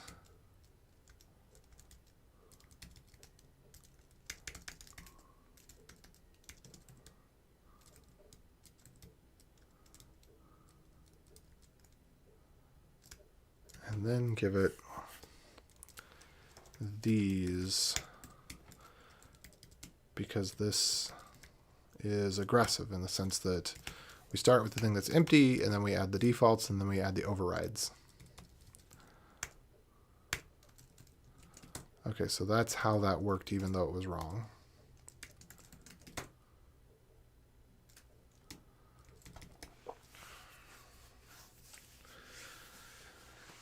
And then we add some other overrides, which is fine.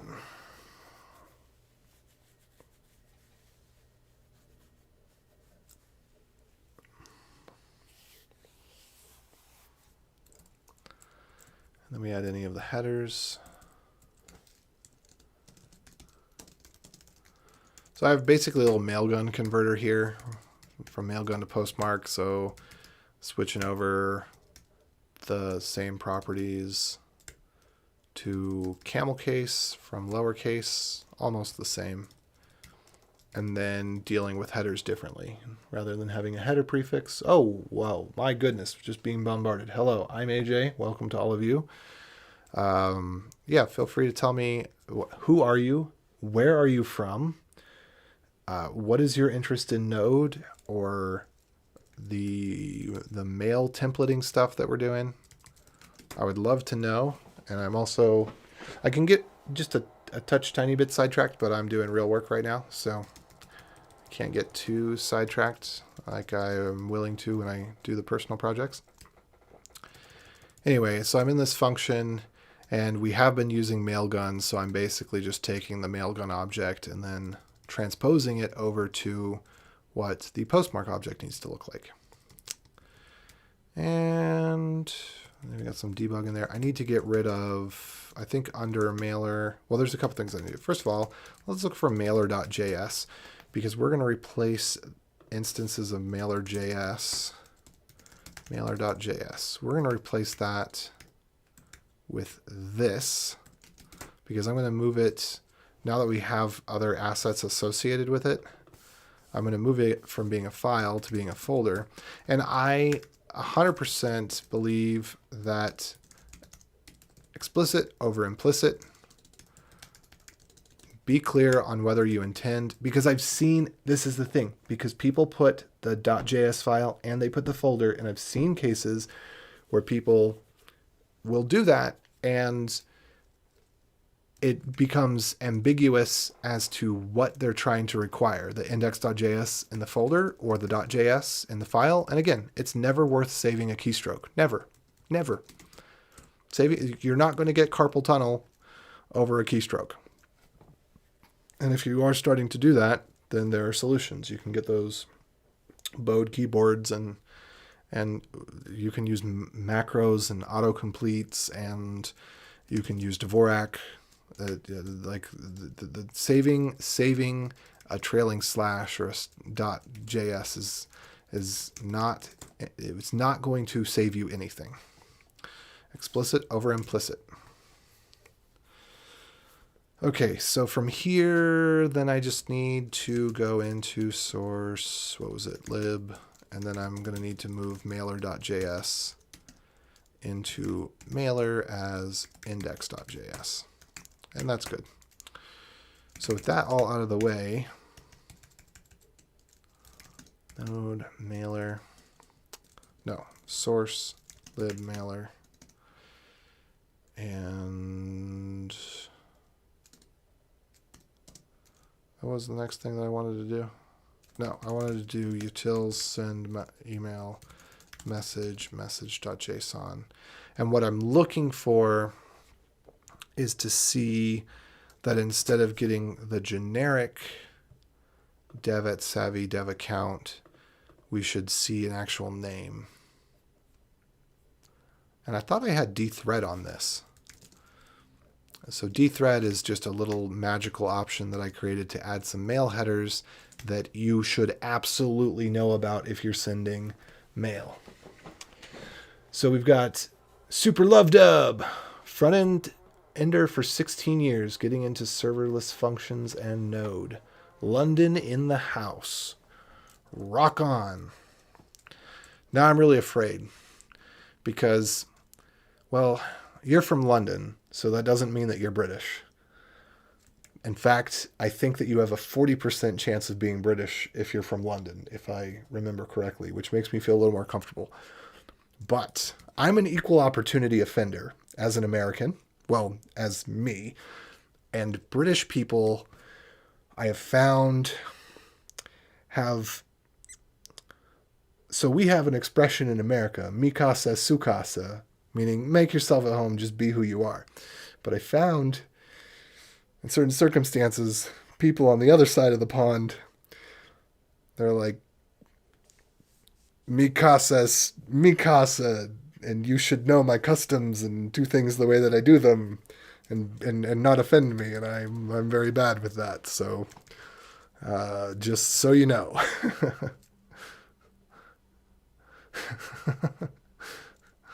Oh no, it's already started. Well, I hope that you're a friendly Brit.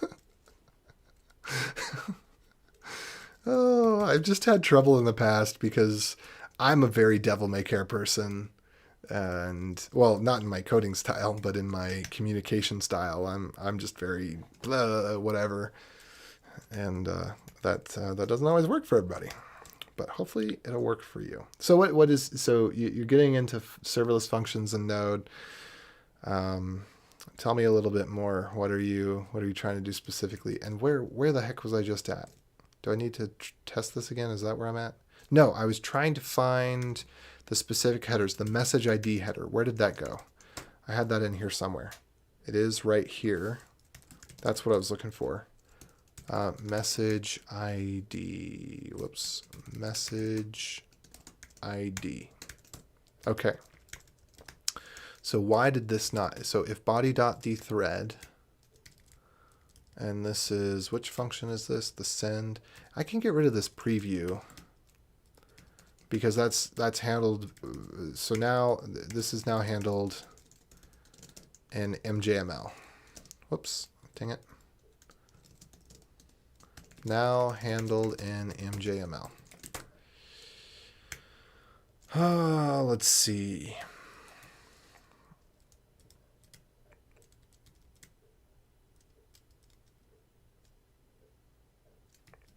I can get rid of this whole bit here.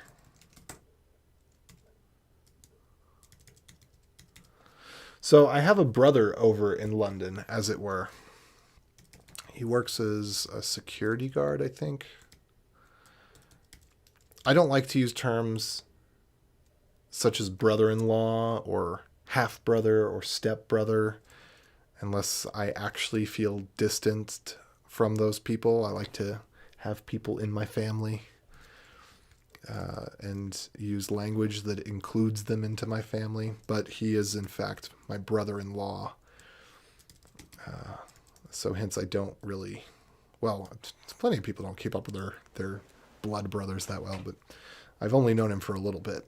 And since he's over there, we don't hang out on the weekends. Although I bet we'd have a lot of fun if we were closer. Okay, so that my dthread is here, so this should be dethreading. I don't know why it isn't dethreading. Maybe in my, did I not put dthread is true right there? Okay, well then console dot, let's get rid of this. Console, no, it's not there anywhere. Dthread. So what I should see here, console.log, I'm going to put in a debug here.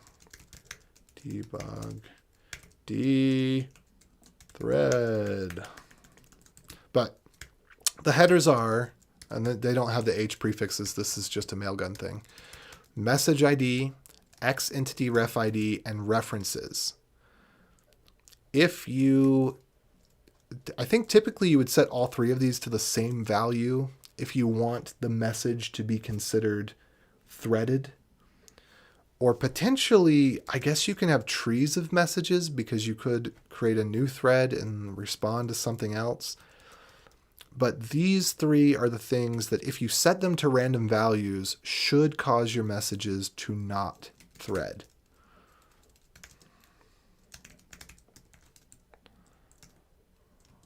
And I've got a blog on that. I'll actually throw that out here. So I have too many different sites. Root is where I keep my more hardcore stuff. How to send an email. I think I mentioned it in this article. And I'm gonna update this. Well, I'm gonna update this for maybe create a duplicate for Postmark and then put up the top here. I recommend Postmark instead, depending on how the experience goes with Postmark. But I think it's gonna go really well so far. So this is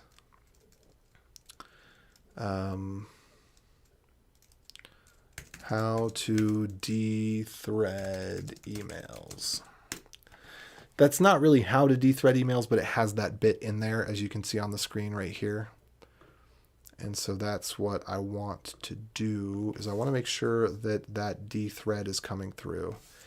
And at this point, I think we can get rid of all these logs. Let's get rid of all the junk logs.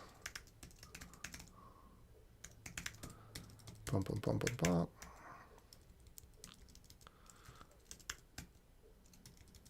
Yeah, I don't want those logs. I'm good. All right, let's see. We got anything else left over? Info is cool. Error may or may not be cool, depending on where it is. Console. Reading variable. Yeah, this is okay. All of this is appropriate because this is in the little self-test. And then what have we got here? And we've got the debug. So those are the only things that we got going on for that. So let's let her rip. Wait, am I not in fish? Huh, I'm not in fish. No wonder my history wasn't working correctly. I'm thinking, why is this not working correctly? Now I know.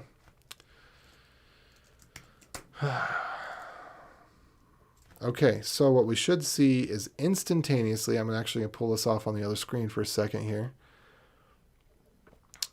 But within 5 seconds, we should see this pop up. Let me go check in spam because we're drastically changing. Yeah.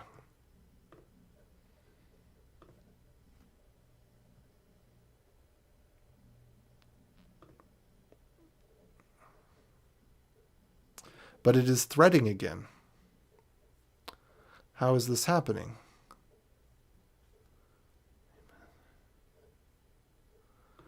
How are we dethreading? Debug, dethread. Are the headers being set appropriately? Let's check that the headers are being set because maybe they're not. I'm going to click reply to real quick and we should see. It looks like the headers are not being set correctly. I think that's my problem. So let me go check on this. No, not in there. Let's go into source, lib, mailer. Ah, so much nicer to have the autocomplete working again. I don't know why I didn't notice that sooner.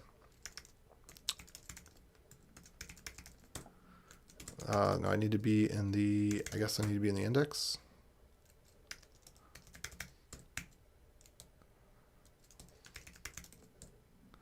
Okay, so there we have the headers. And then here we're going to push the headers. And then we're done here. Let's do console.info. And then I won't actually, this is what I'll do. I'll do a process.exit1 rather than actually continuing on. Oh, okay, but we've got something that I can't show. No, I can, because that doesn't get added until there. So we should be able to see what body looks like. Oh, not info, log, because we're going to burn this. All right, so let's run it again. And what have we got? Headers. Oh, it's name and value. It's name value pairs. I forgot that. Okay, cool. So that's why the headers aren't working out correctly. That's okay. So we're going to do name. Ah, yes, because they're using Go. So they're going to want to prefer things that are easier to be doing typed. Or that's what I suppose, based on the programming style of their API. I'm assuming that they're Go on the back end. Okay, and let me double check with the Postmark docs. Postmark developer documentation. Sending an email. Let's go straight to resources, API docs. There we go. That's what I want. Give me the API docs.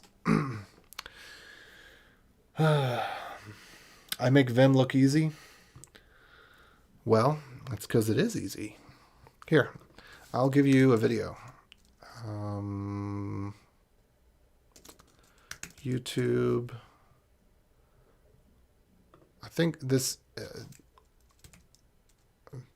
Beyond Code Bootcamp Vim. Learn the basics. There you go. I'll give you a link to this. It's one of my earlier videos. I need to redo it. But this is actually tutorial style.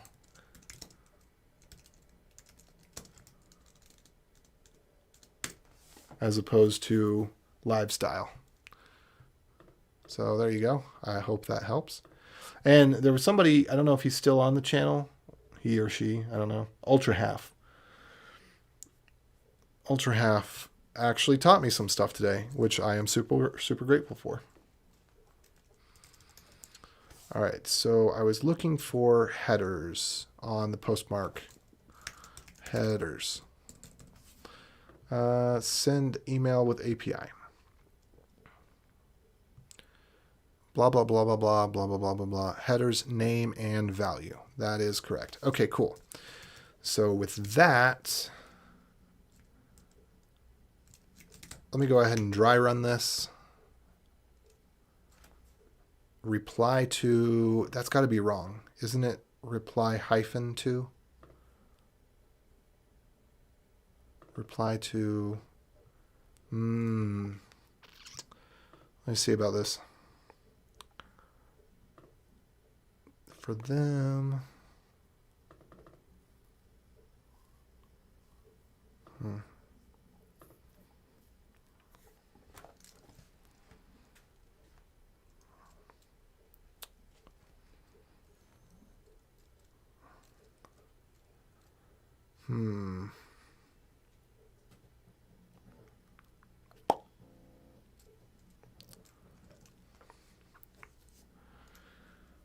Let's see, account.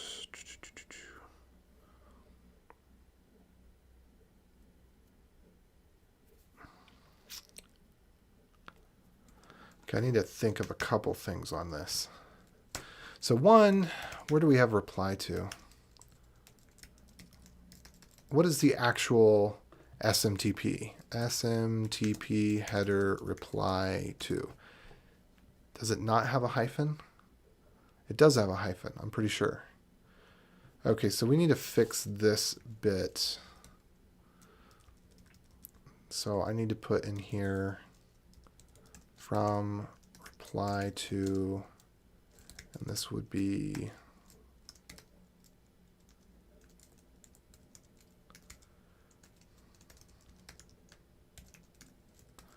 I think like that. Let me look at the Mailgun docs real quick. I don't remember which it is. I think Mailgun reply to. Could go either way.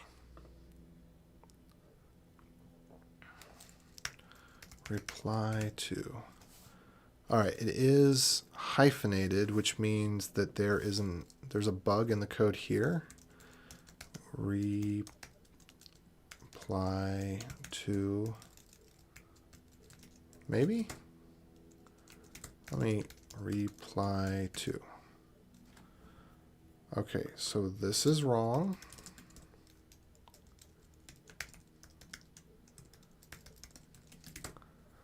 And this is wrong, and that is wrong. No, that one's correct. I don't know where that typo originated, but I'm glad it hasn't propagated further. Boop, boop, boop.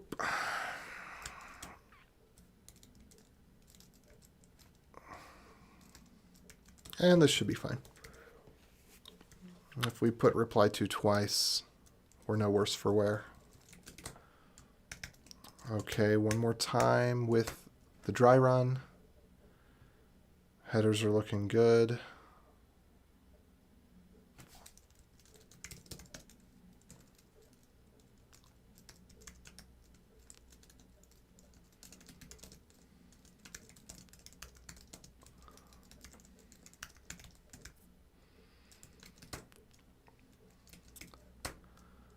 Alrighty, now I think we're ready for the real run again. And I'm going to be so excited. Well, it's going to spam, which is bad. But again, it may just be because it's the first few emails that are coming out. I think that we need to get a dev domain. Well, we're about to do a rebrand. I think we're gonna get a different name. Because this one has too many possible spellings. There's too many other companies that are in tech that are picking the same name or similar name in different states, whatever. And we've got some better ideas that are more reflective of what the product is that click a little better. But if we're not going to do, I don't know what the timeline is on that. I need to figure out what the timeline is on that. Because if we're not going to do it really soon, then I'm definitely of the opinion that we ought to buy a domain that has the same spelling of our name and use that for our dev domain. Have it be devcompany.com, devcompany.com. That way it doesn't look so spammy. Because if you have slightly different spellings of the same company name, and in some places you're spelling it one way, and some places you're spelling it another way, that can look bad. Okay. All right. Thanks for using. Okay, yeah, we need to update this one. Our company to be short company name. That's good. Let me make sure there's no more our companies hanging around. All right, good. Okay, with all that out of the way, it is time to try the real deal. Let's get rid of the process.exit. And let's fire away.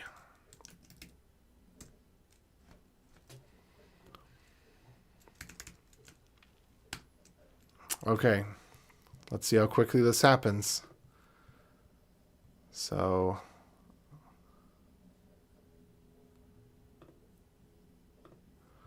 also probably putting in things such as example and ABCDEFG.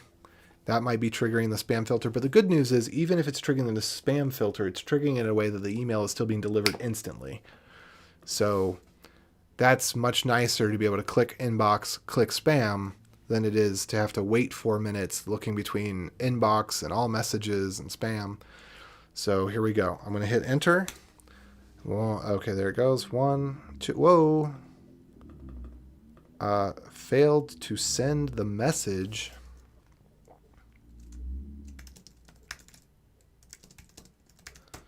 All right, let's find out why.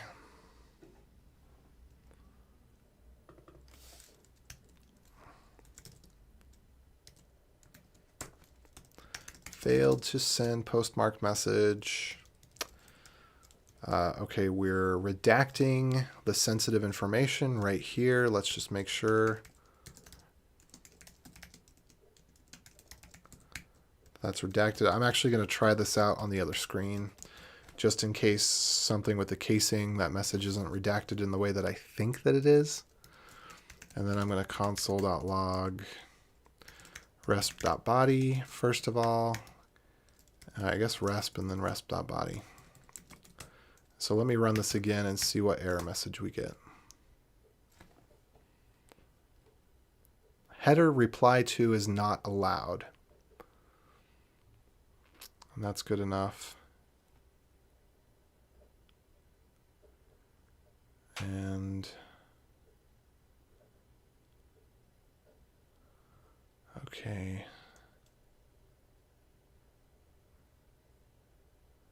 Huh.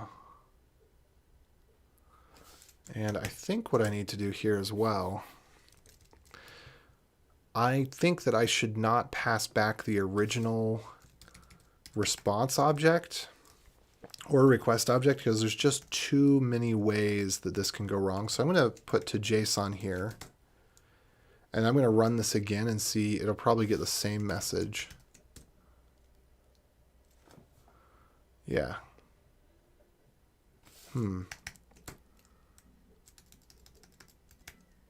But I need to log out this one and this one. All right, I'm going to do the same thing one more time. Okay, so we see the redacted header. Let me make sure there's no... Nice. The server name is Unicorns Double Rainbow. I wonder if they're using base 2048 for that. I love base 2048 now that I found out about it. It's one of the coolest things that's happened lately in the last few years, I guess. Base 2048 is a dictionary. So you can encode data with very high...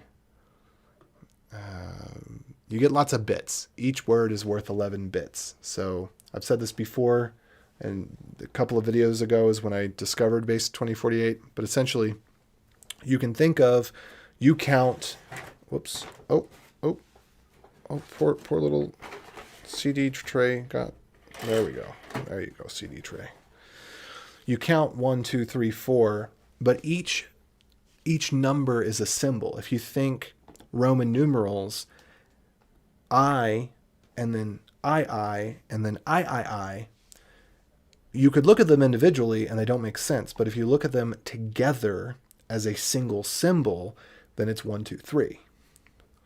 So if you consider a list of 2,048 words, where each word is an index and array representing the numbers 1 through 2048, disregard the word, it's a symbol. But if you speak it over the phone, it can be understood.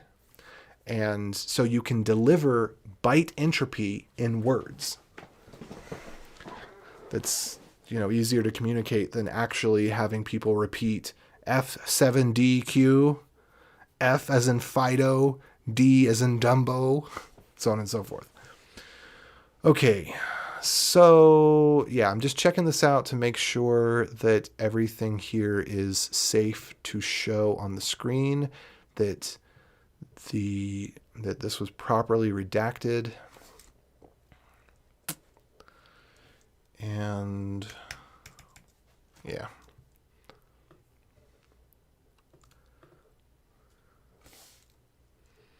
Okay, so as you can see, redacted. And then I've got the last couple digits of the token, which is fairly long, so I don't feel that this gives away much. But I've got the last couple digits there just to be able to look and verify and say, oh, yes, it is this token. And I think I'd like to make that message slightly different because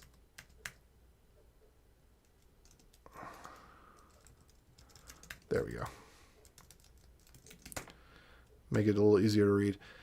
And so what I need to do then is get rid of reply to. So if starts with H and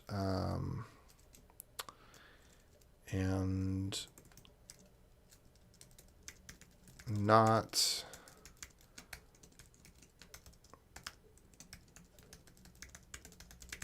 it's interesting that it told me what wasn't allowed. It has a black list, not a white list, because it told me reply to is not allowed, but it didn't tell me that the misspelling of it was not allowed. but this makes sense. Okay, so let's try this one more time. Ba-da-da-da.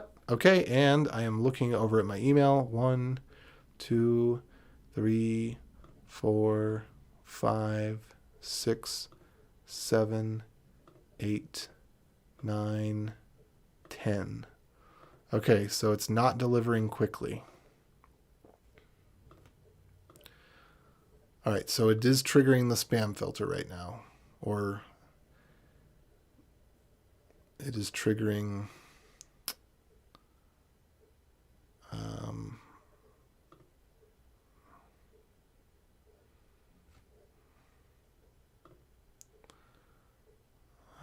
dang it. So what about that change would cause it to have this problem?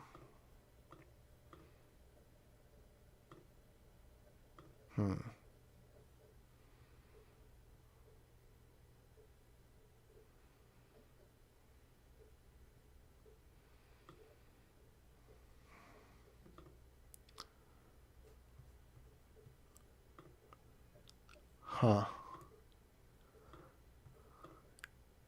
So I think what's going to happen here, if I'm not mistaken, is we're now stuck with the dreaded 4-minute delay.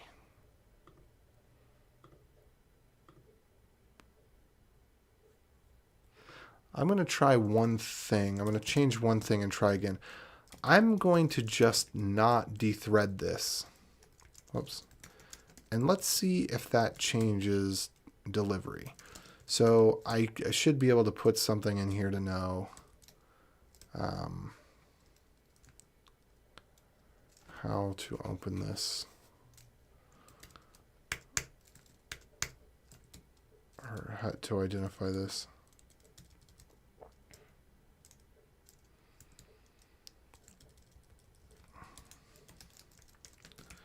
We've received your password reset request. Open for your code.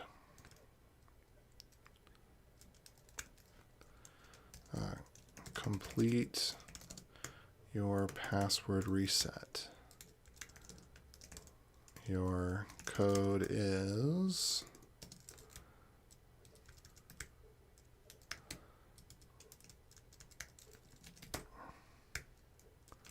okay, so I'm going to see if this message delivers quickly rather than slowly.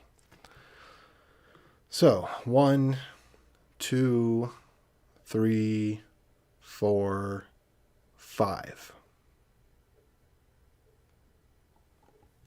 Nope.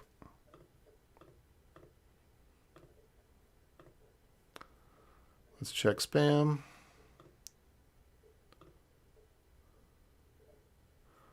Okay, let me check that the to address is correct.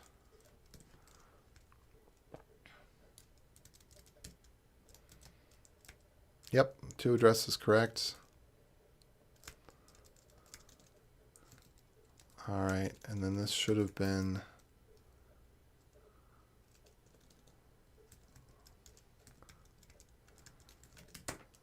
okay, this should all be correct. All right, I'm going to go check in Postmark and see what it says in terms of delivery.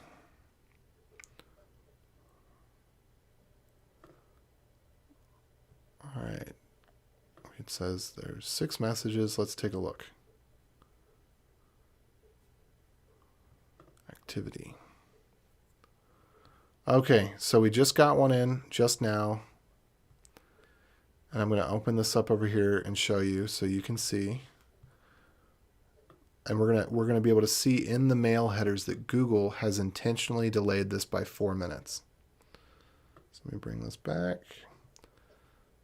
So this just got delivered. Notice it says 4 minutes ago. It just came in. So if we look at Show Original, we're going to be able to see where the timestamp takes a jump for no good reason. Look at that. So received by Google at 14:53:26. You can see these are slightly different as it's going through the different Google systems. So there it's 14:53:24, 14:53:26. So the actual delivery took 2 seconds. Instantaneous. But then there's an exact 4-minute delay because it gets caught in the Google spam filter. So this is not good enough. I don't know. I kind of want to try it with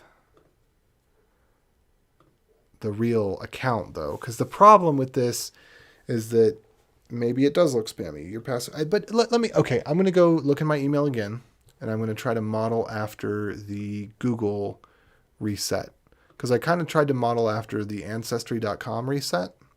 But let me go model because but then again, if it looks too similar to Google's, then that might also trigger the spam filter. But dethreading did not untrigger it. So let's do Google reset. Google Workspace, Google password reset. The reason it's getting caught in spam is because magic that we don't know. It's not even being caught in spam. It's an intentional 4-minute delay. By the way, Sean, you've been making a couple of comments. I totally didn't see that earlier for some reason, even though I saw Super Love Dubs. So let me go back through these. Use Mailgun. I realize this is work project, not personal project. I've never heard of dethreading emails. No, dethreading as in multi-threading. No, dethreading as in the email shows up. Let's see. This email is threaded right here. So the emails look the same. So this is threaded. And then these are dethreaded. They're the same, but they show up separate. So if to dethread emails, another thing you can do is you can set the subject different, but sometimes that looks weird. But Google has a thing where they do not disclose what the algorithm is. You can find people talking about this in forums. The delay is always exactly 4 minutes to the second. So it's not any sort of accidental thing. It is an intentional delay, and I think what it's essentially meant to be is a cool-off period. So if you as a user interact with a site and there's some sort of possible negative consequence of interacting because, for example, it looks like an authentication email, Google will hold it, and we don't know what the criteria are, but Google will hold the email for 4 minutes, ostensibly so that the user has time to evaluate whether or not clicking it will do them any damage. But it's kind of strange because it doesn't put it into spam. It just holds it for 4 minutes. Before, the very first one I sent, it went directly to spam, but it didn't take any time at all to get there. It went instantaneously. But this, it's not, it's just Google holds onto it, and we don't know why. And it has, you'll notice right here, look, SPF, pass, DKIM, pass, DMARC, pass. If you look at all the signatures throughout the email, they're all correct. They all pass. There is no documentation from Google. I can find nothing. I can find people complaining about it. The only documentation from Google essentially says, sometimes we delay emails because algorithms. That's all I got.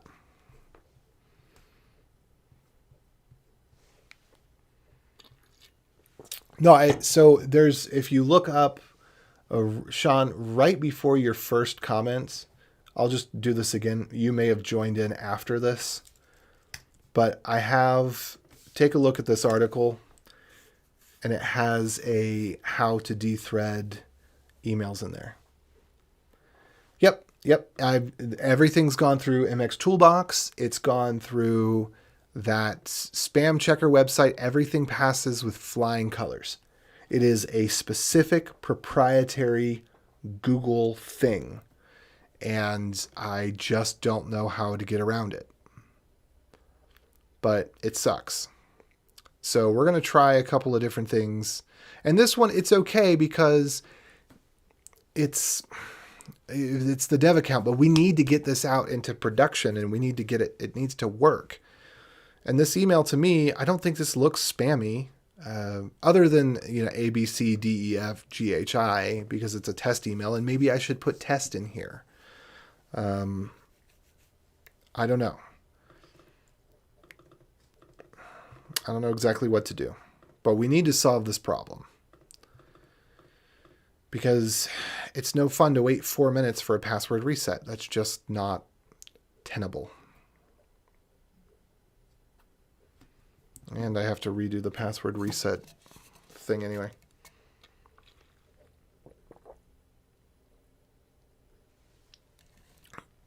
Meaning the back end, on the back end,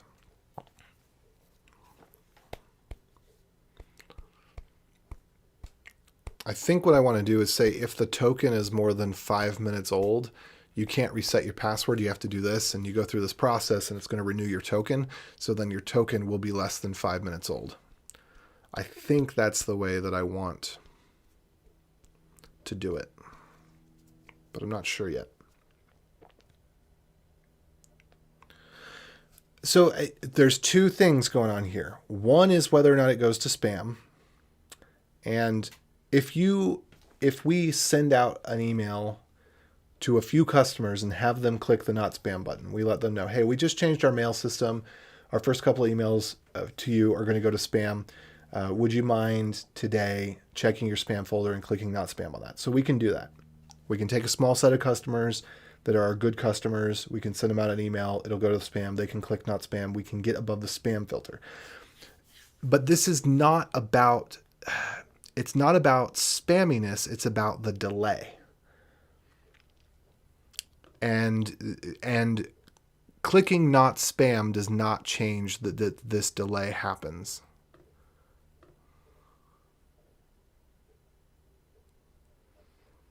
But like I said, I actually have, the other day I spent some time going through emails and screenshotting them and try to figure out what is the wording that different companies are using. But I feel, to me, this seems super similar to, again, I'm going to read through Ancestry.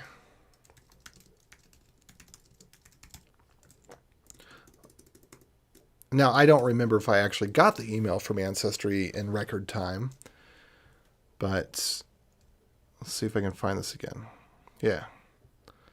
So we could maybe compare these side by side if I could somehow get them. Yeah. All right. So maybe we get rid of the big, bold, reset your password. But, and maybe it's too similar. I just don't know. I don't know what the criteria are. We've got a terms of use and a privacy policy in here. Maybe we should put a copyright in. I don't know what we do to fix this problem, but I was really hoping that switching to a postmark and following their guidance on using the segmented domains and all that would solve it. Okay, reset your password. We've received your request to reset your Ancestry account password. We've received your request to reset your Savvy password. To do so, please enter the following code on the password reset page within the next 2 hours. Please enter the following code at the password reset prompt within the next 2 hours. Thanks for being an Ancestry member. Thanks for using Savvy. Sincerely, whatever. If you don't want to change your password, please disregard this message. If you do not request a password reset, please ignore this message or contact dev support at savvy.com if you have any concerns. Support center, privacy statement, terms and conditions, same thing. Terms of use, privacy policy. So these are pretty similar. It seems that the content of the message, if it was tripping based on content, it seems that this would trip too. And let's go look and see if this one did, because maybe it did. but we'll be able to find out very quickly because we can go to show original. We can go and we can see 1428. And it didn't insert the delay there. You can see here's when Google got it. 1428, 43 seconds. Here's when Google delivered it. 1428, 44 seconds. So the content of these two messages is pretty darn similar. And it's not, that one didn't trip the, again, I call it the spam filter, but it's not about spam, it's about delay. It didn't trip the delay filter. So frustrating.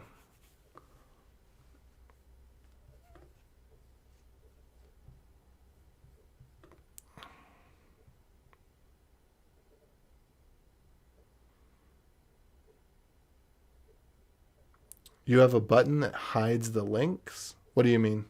A button that hides the links?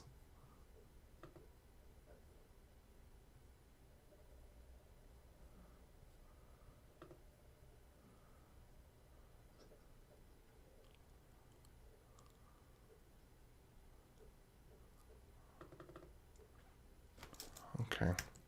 That seems like a rather big block there. Oops.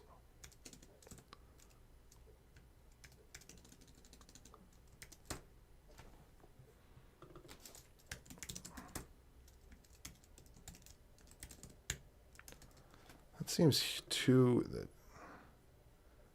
much between these two. I just get rid of this. All right, what's another thing I could do? I could put the link itself. Let's try this as well.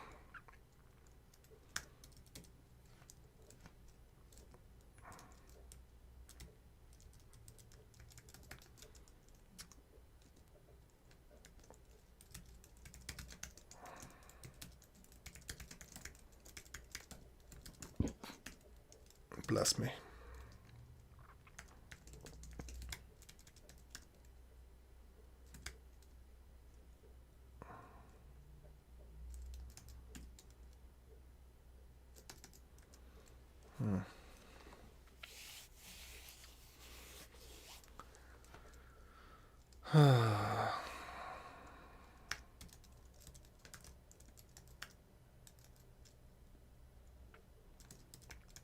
Let's see, we can put, you can also copy and paste this link into your browser.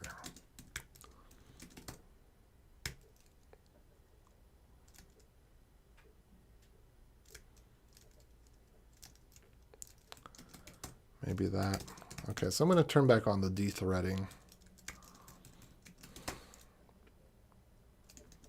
What was it that I changed? I don't know.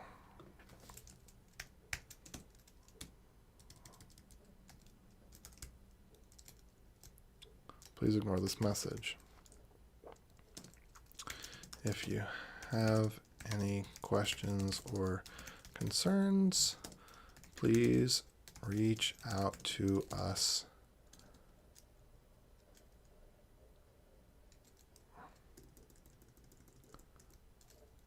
at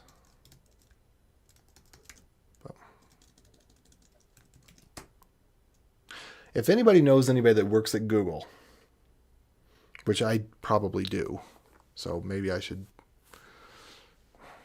dig into my own network and see. Actually, I do. I know somebody who works at Google, not as a developer, who's a friend of mine, works as a designer. And I know some people that work at Google that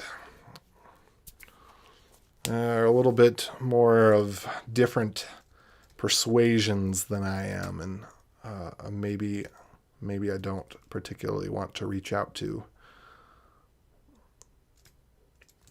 But somebody's got to have the answer to this, you know? All right, let's try it one more time. Let's just double check Savvy Dev account. And maybe what if I just prefix test in here? Will that help the Googles feel better?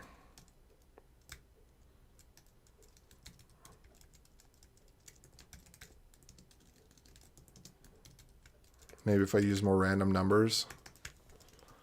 Maybe if I don't put this in the preview. No, that's probably fine. The preview. Maybe I don't put it in the subject. Let me see what, that's one thing I did different. Others aren't putting it in the subject of the message. So let me see password reset.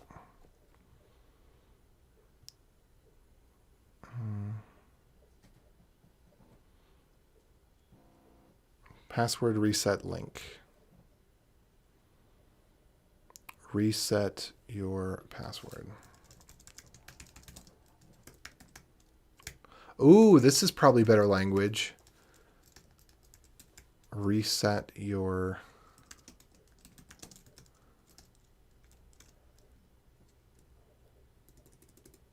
Okay. Complete. And I'll check over the comments. No, I'm not gonna kill the button altogether, man. Because, okay, I will say, I am noticing, you might be right. You might be right. Maybe I should kill the button. But I've seen the button in tons of sites. So I think that the button is not the problem. Having a link. Because the button, it's not a button. It's just text that's a link. I mean, it's just link text with a span around it that is a visual style. It's not a real form. Okay, so here's one that seems to work pretty well. This works every time. Okay, he doesn't get delays. You asked us to send you a login link. Click below to start learning. This link is valid. Happy learning. Wells Fargo. Yeah, so I don't know. I've looked through a bunch of these the past couple days, trying to find a pattern. But many of them do use login buttons or links or whatever. But let's see here. Instantaneous. Within the same second, it goes through. So the button, I don't think is the problem. This is just an href with a border around it, styled. That's all that is. Click here to request another link. That's kind of a nice addition, actually. I'll try putting that in there. Well, I don't want to put that in there right now. Anyway, let's try it again.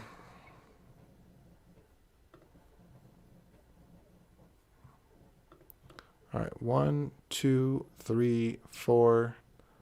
Ha! Okay, so check this out. That one came instantaneously. So maybe if I just don't touch it.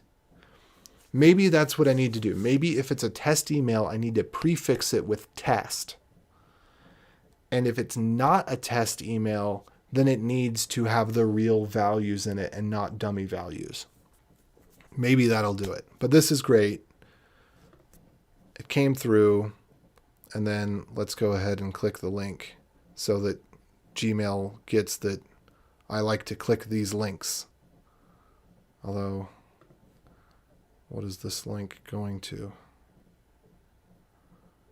Yeah, that should be the real site, the real dev site. Cool. So success. I don't know what the criteria are.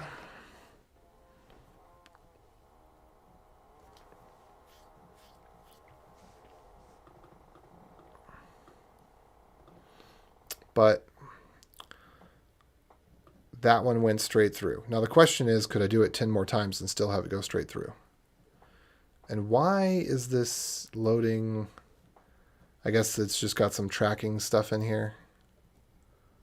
Yeah. So it looks like it's got Gmail tracking, but for some reason, loading it from Google is taking forevers. Hmm.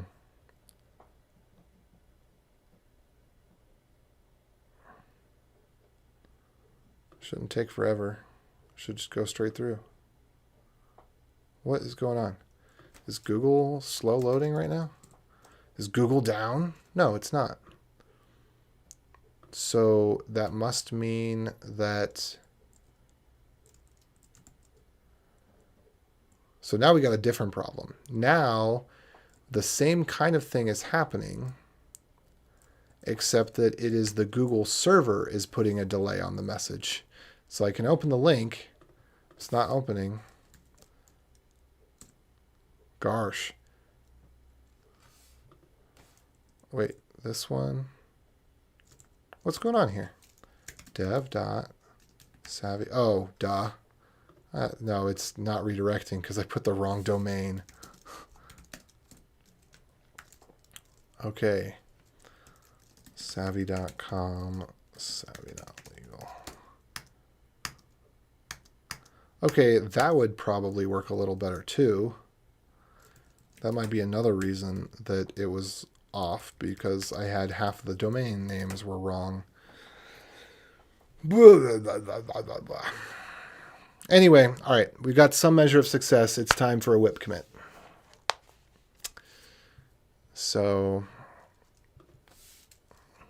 yeah, man, that's frustrating. Just so frustrating. So frustrating. All right, do I have any... All right, we're going to update the message, email, util. Okay, what was different about the email util? Source, API, util. Whoops, what did I do that for? Get diff. Okay, so nothing... Oh, what? Is that correct? I don't think that is correct. That looks wrong. Okay, good. Don't want to commit that. See, y'all get me monologuing, and then I make mistakes in the code. Okay, actually, I want to go ahead and get rid of this thing too. That's on my short list of things to do. Actually, I'm going to do it right now. I'm just going to move this out. I am going to put this into an environment variable. I got to move the screen on the other side here because I need to go into the env file that has secrets and stuff. I need to modify that. I think what I'm going to do is I've got a pattern I'm developing of having a .env and then a .env.secrets, and using both for local development.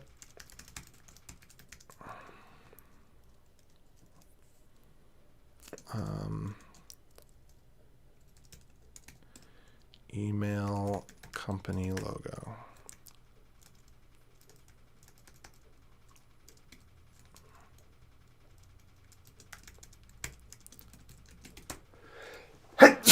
Ah.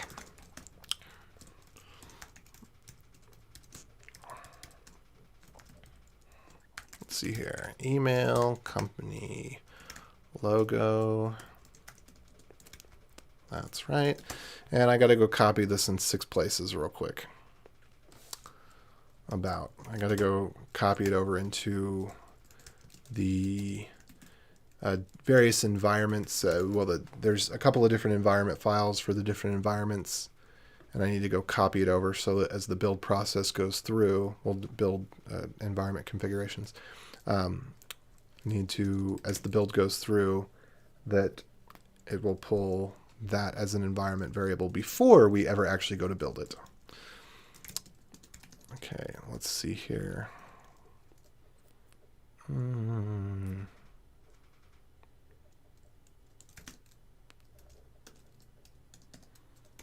So this won't take very long.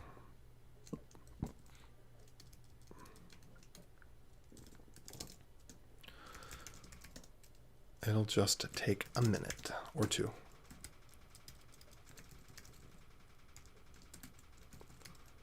I wonder what that sound is. Oh, and I got couple of things here. So you said bingo, but I don't know what you said bingo in reference to. Oh, wait. Oh, gosh, there's a whole bunch of things here. I didn't even see them all come through. I'm really slow today. Okay. You have a button that hides the link. Just paste the URL, hides the URL. Button hides the real URL. Paste the link and kill the button. So maybe Google has a list of safe senders that don't go through an advanced spams check. I don't expect Mailgun servers to be on that list. Just stab in the dark. So here's the thing. If you pay for a higher plan, then you can get... I talked about this more towards the beginning of the episode, so if you're interested in it, I'd say go watch that, like catch up afterwards, Sean. But there... Oh, and also the postmark guides. Let me go ahead and link you to this, because they are excellent. It sounds like you're already familiar with some of these things, but postmark guides right here. But essentially, you can use subdomains to get a higher reputation. And if you use Postmark, they are really good to you. You don't have to have dedicated IP addresses like you do with Mailgun, because with Postmark, you specify whether a message is bulk mail or transactional mail every time you send, and it's going to use transactional mail senders for transactional mail so that you have a higher reputation. And you also set a custom bounce domain, which again gives you a higher reputation. So they do some special things that are very simple, but because they only have paying customers, they can charge less, and they don't have to deal with giving crappy customers crappy IP addresses. So what I was saying before is that we have been using Mailgun, and we're most likely going to move to Postmark, and we're going to test out moving Postmark to Postmark with this. But I like Postmark's pricing model better. You get more features for less money, and just the way that their approach is from their blog, I can tell that they are thinking smarter about it.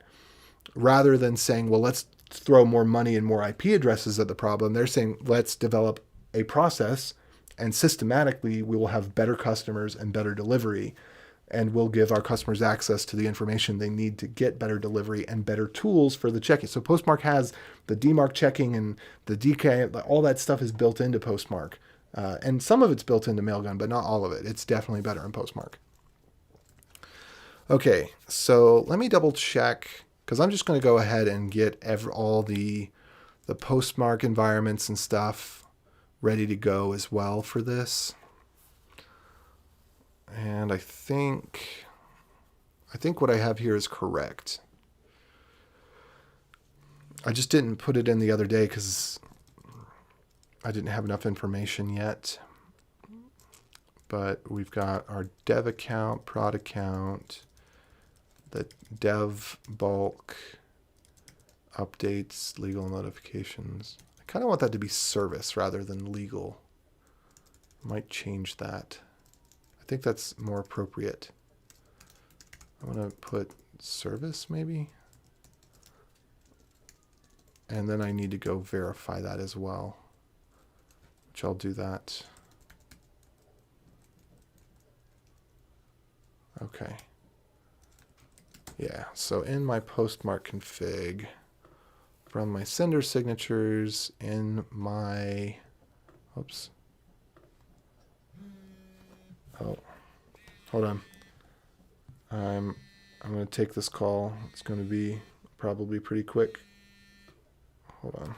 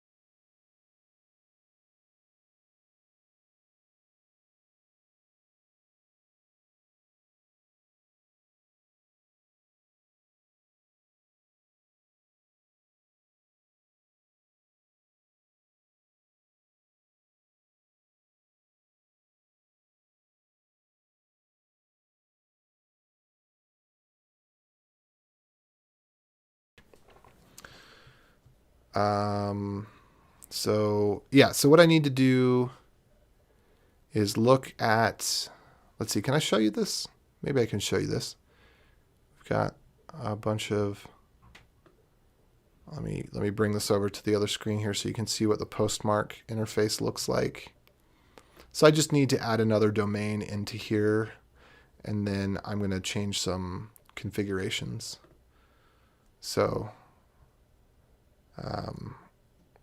you can see these are my dev accounts. And so the only purpose it serves is to segment out the mail so that that specific subdomain develops its own separate reputation. So I need to go log into, let's see, where do we have prod? I'm probably going to have to get an auth code because I logged in yesterday. It was too long ago, I guess. Why did I get logged out of LastPass? I just logged in 5 minutes ago. Do I need to click advanced options? Remember? Yeah.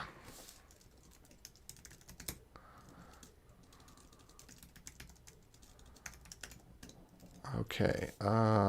Mute for a second.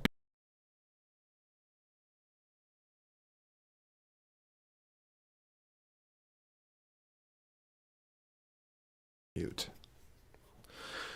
If you're ever streaming and you're typing password, you should mute because you can get off-the-shelf software that will listen to somebody typing and then be able to determine the cadence of their keystrokes.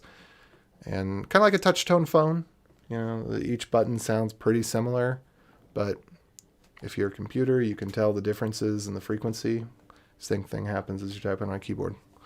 So it's the way that you type on a keyboard is essentially not quite as easy for an audio program to reverse as a touch tone phone, but you know. So if you were recording something and you were keying in on your phone, say a PIN number, it's going to get it, you know.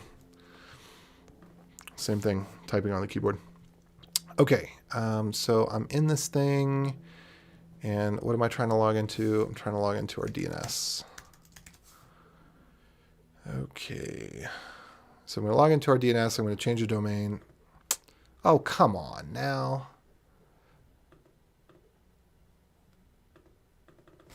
All right. There we go. And log me in. And authenticator code. Authenticator codes don't have to be private at all. The individual codes, that is. I could show you my authenticator access codes all day long, and you'd never gather enough entropy information to reverse the original source, the original key that it comes from. All right, 664.662.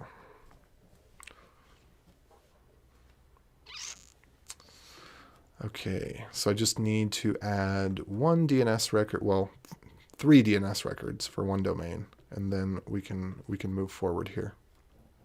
Again, that one I just want to get rid of. That'll be fine. Add a domain.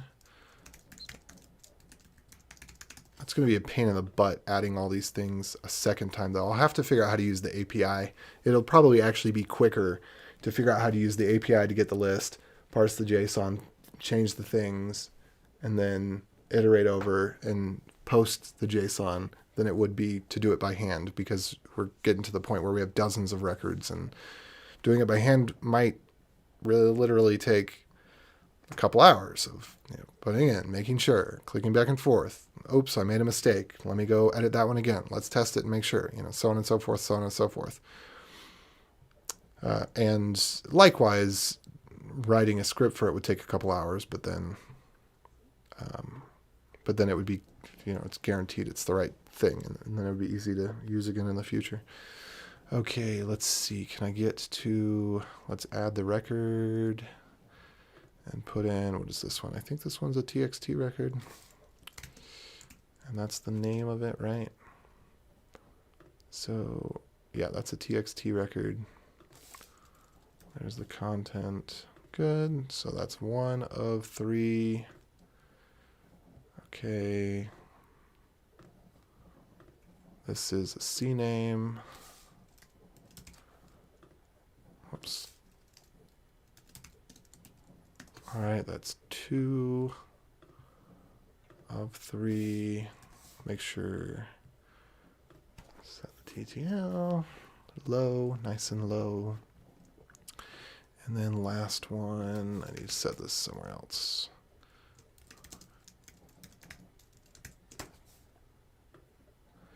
By the way, free demarc monitoring from Postmark.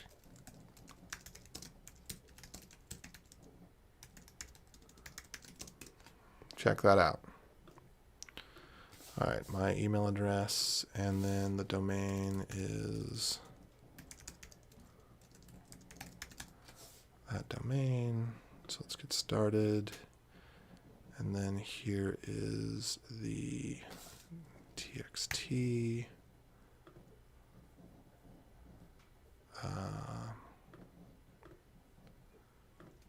Okay, so it's txt and that, and then I'm going to need to make a couple of changes to this.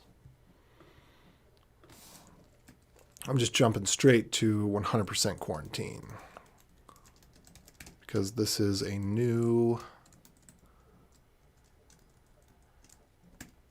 it's a new record. So if you are taking some domain that you're already using and you're changing your DMARC rules and your DKIM and all that stuff, then you might want to start out with the none value for the DMARC, which I'm not showing you, but I'm just telling you about it because you can put quarantine or you can put none or you can put report. So you might want to just start out with doing, maybe, I guess you'd want report or something. Probably don't want none. But in any case, you want to do nothing to 100% of the messages. If everything's going well, everything's passing, you've gone through your different systems, then you can save it. But with this approach that Postmark suggests, where you have different domains for different services and uses, you're much less likely to have any of those types of problems. Okay, so let me go back here and see if I click the verify button on this one. And we get a pass. Great. And I click verify on this one and pass, verify on this one and pass. Okay, cool. So all of those are set up correctly. So should be all set to add the company logo and a bunch of other things to the env files. Okay, and now let me go check and see. Was it as smooth as butter as I had hoped? And indeed it was. Everything looks great.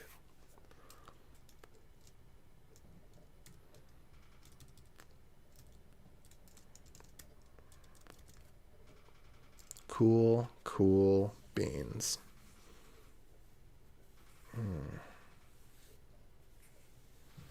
Oh, except there is one thing that should have been different.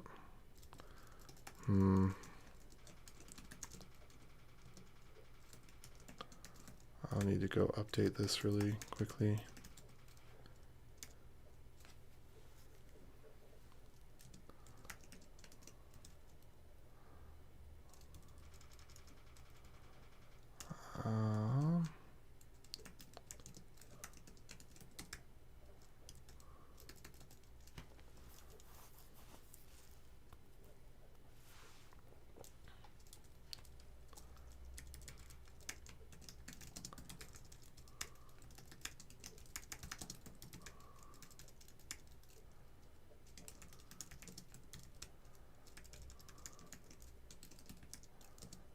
Let's see. Oh, there's actually another domain, but I don't need to worry about that right now. So the domains that I want to use are account for anything. So basically, here's the matrix. Transactional versus bulk, and important versus unimportant. So example of transactional important, password reset. Example of transactional unimportant. So-and-so started sharing such and such with you. Example of bulk important, our terms of service have changed. Example of bulk unimportant, did you know you can use us to bake your coffee? So I call those account activity, meaning account is one, is important and transactional. Activity is unimportant and transactional. Service is bulk and important, and updates is bulk and unimportant. So that's how I'm segmenting these out. I'm hoping that that will yield good fruit. And that makes sense to see the domain, account.example.com, activity.example.com, service.example.com, updates.example.com. It's clear, it's concise. I think it's good.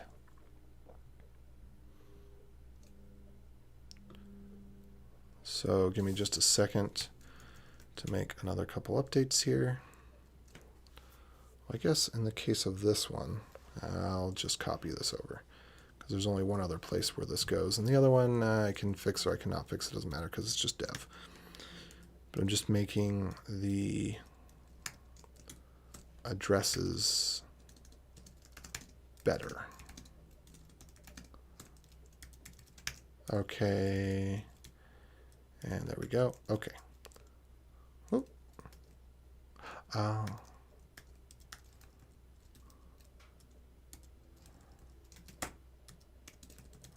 Alrighty.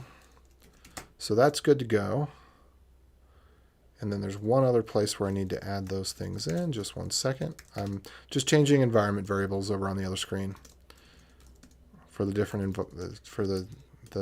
I'm adding the environment variables ahead of time, which I think I'm already using all of these locally, but just to be sure that I'm using the same locally as I am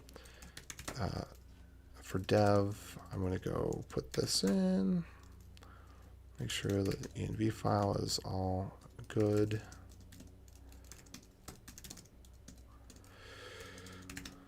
Oh, blah, blah, blah, blah, blah, blah, blah. Looks good, looks good. Good. Better. Good, good, good, good, good, good. Okay.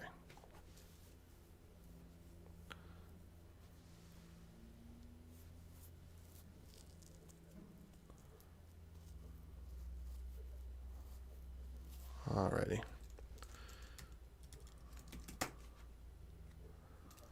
Cool beans. Well, I'm going to be so happy to put in the company credit card on this to get this thing rolling. Oh, $10 a month. I think right now we're on a plan that is equivalently, I don't know, maybe $5 a month because it's the flex pay as you go. But just to have all those premium features and everything tested properly, and just, it's worth it. Hashtag worth it. Every time in the face. Okay. So now back to what I was doing, which is saying, okay, we got something that works, which I probably should have done this right away. Anytime you've got something that works, it's time to make a commit. If it works better than it did before, daggone it, snapshot that sucker. Let me see, do I have any other...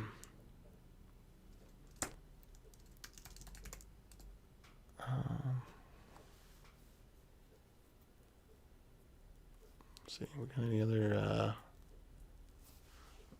video comments here? No. So it looks like a couple people dropped off, a couple people joined. So hello to those of you that have joined in. I'm AJ. Feel free to, I not just feel free, I encourage you. Tell me, who are you? Where are you from? What is your interest in Node or mailing?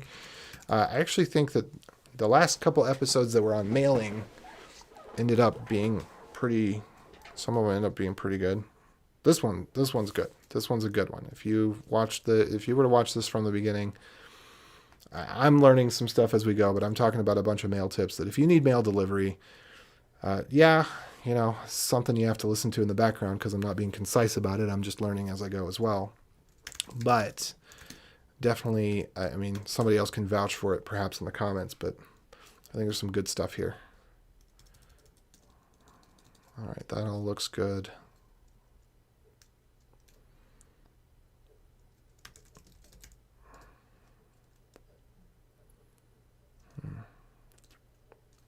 I'm not quite sure.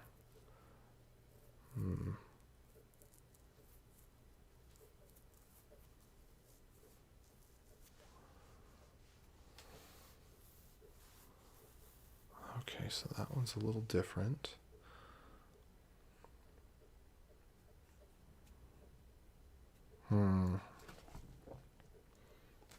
So the send email is working with, let me check this one more time. Render. So object.assign, calling the render function, we're getting the stuff, we're sending it through the mailer. Okay, and this is just our little util, so yeah, that makes sense.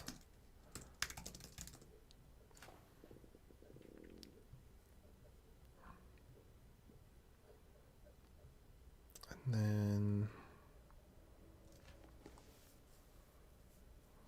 what was different about this one? I think this, okay, we added email company logo.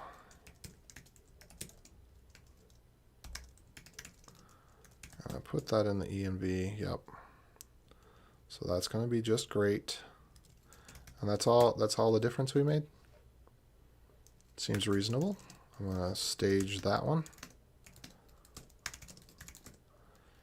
And then what else have we got? Do we need this blank one? Meh. Sure, why not? Template for the template. The password reset is looking good at this point. Although, I think I do need to update.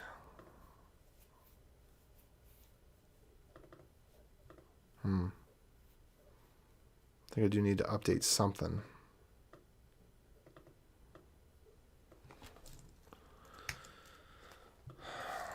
Let's see, what was this one? Yeah, it was pretty decent text.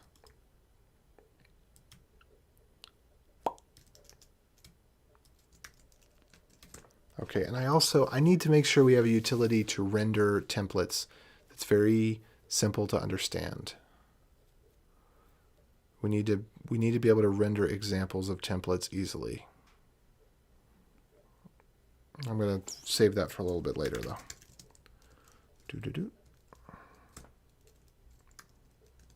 Okay, this is just, that's for convenience. That's not necessary for anything. Okay. Okay, that's all looking good.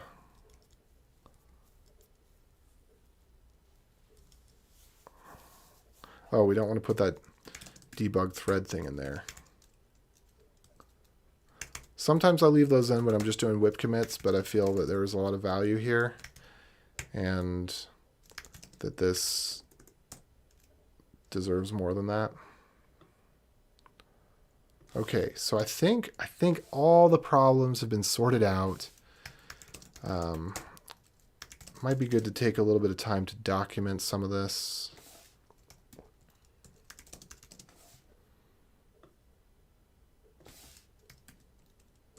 That's all good. And then what was it that was the key modification of this? We just changed the directory, got rid of some log stuff, changed the self-test a little bit. Okay, it's all pretty simple. And then what's left is just this verification email, and I don't know what actually is different about that. Oh, okay, we're just changing out Yeah. I think you'll always benefit from getting rid of proprietary information in code. And in our case, we will, because there's the possibility, well, we're going to have some API integrations. There's the possibility that, we could consider some sort of white label type of partnership.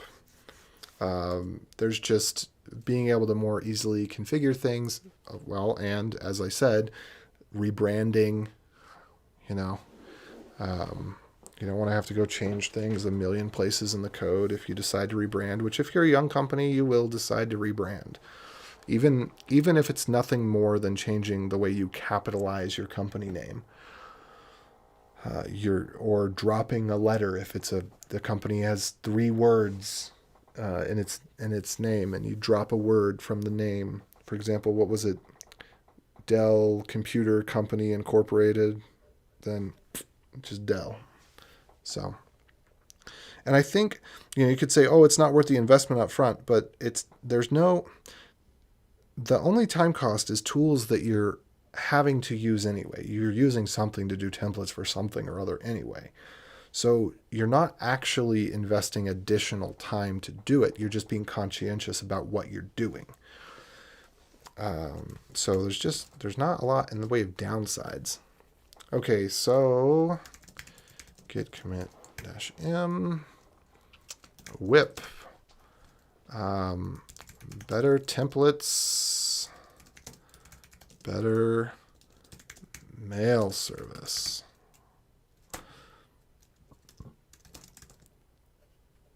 All right, cool. So what I mean by documentation is when I figure some stuff out, I kind of like to keep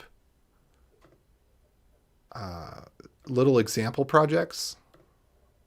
Let's go ahead and get out of these things. We don't need any of these. I had this one up, I thought. Let's go. So I use bliss.js.org to keep my notes, and then I sometimes go back through and actually turn them into actual blogs.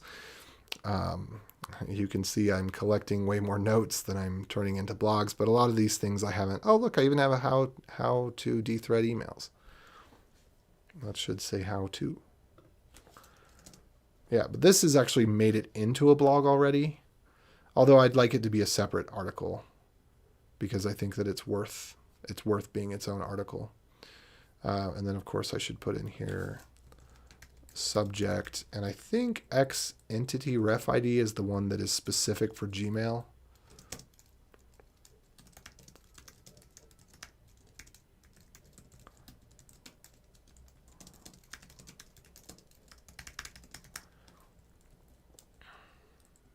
Yeah.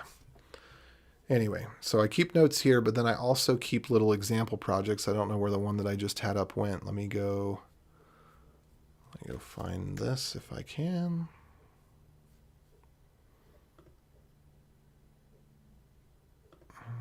Where did it go? I guess I might just have to, I got to close out some tabs. I got too many things open, the stuff I was looking at earlier.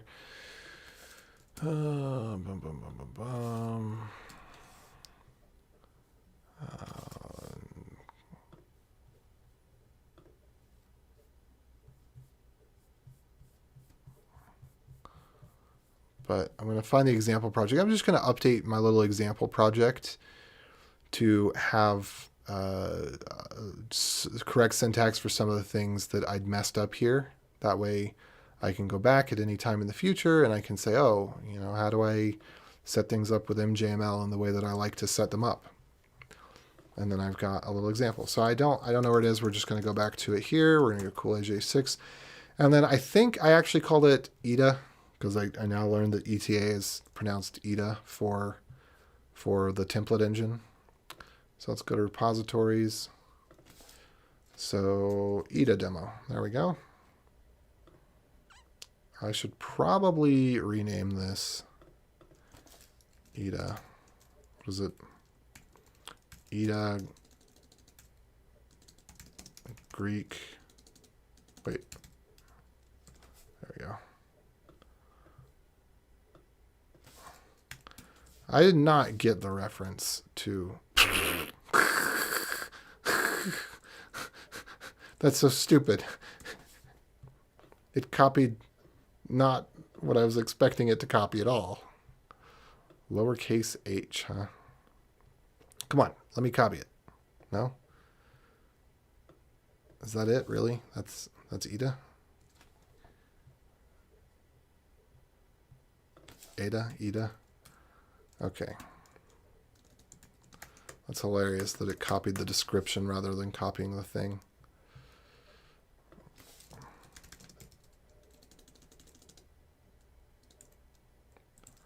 MJML plus Ida project. Cool. Ida MJML. Boop.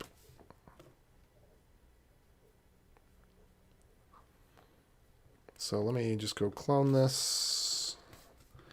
And then I'm just going to copy a few things over from what I just learned. And let me go into temp, because I'll probably just delete this afterwards.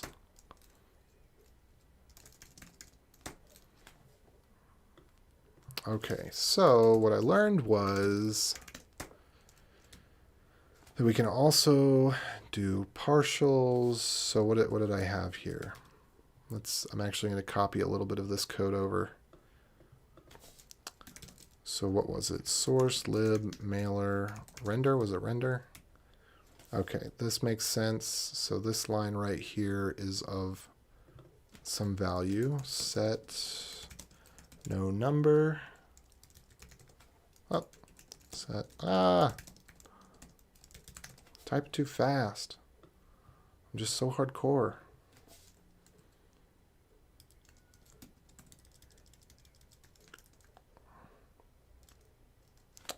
All right, and then let's go ahead and copy this as well.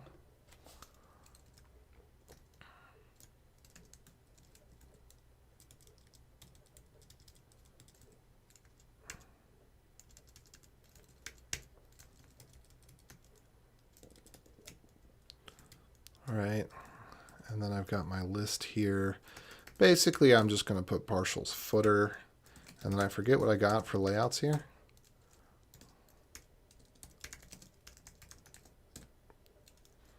But let's go into partials, and then let's put, I'll just take something.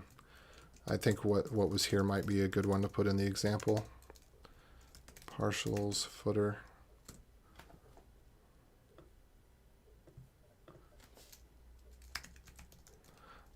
.ida.mjml.html.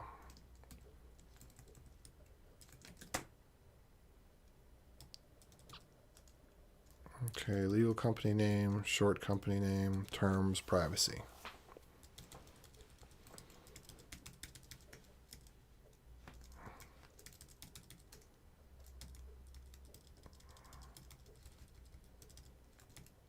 Yeah, that's good. Okay, so we'll have that in there, we'll have that in there. I'll need to update probably the layout a little bit. It's got MJ body, but then we can also do our include with, I believe it is partials footer, and then we can put it in there if I remember correctly. Source lib mailer layouts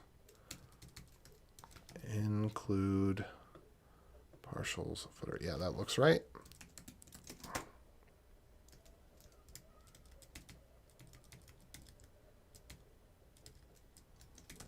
And then what do we want to do? Update vars to include short company name.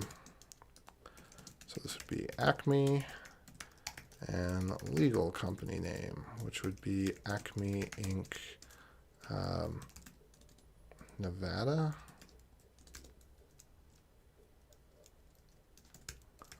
I don't know. Let's try that out.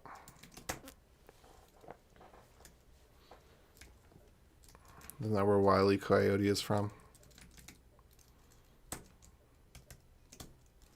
Okay, so that's how to use the include. We need a little tilde there. We got the previews down. Is there anything else that would be good to include from this process? Let's see, what was the get log?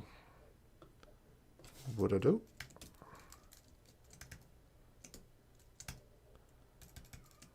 Get diff. Okay, get diff this thing from lib mailer. And then what was it? Verification email. Oh, that's not going to work because, yeah, whatever.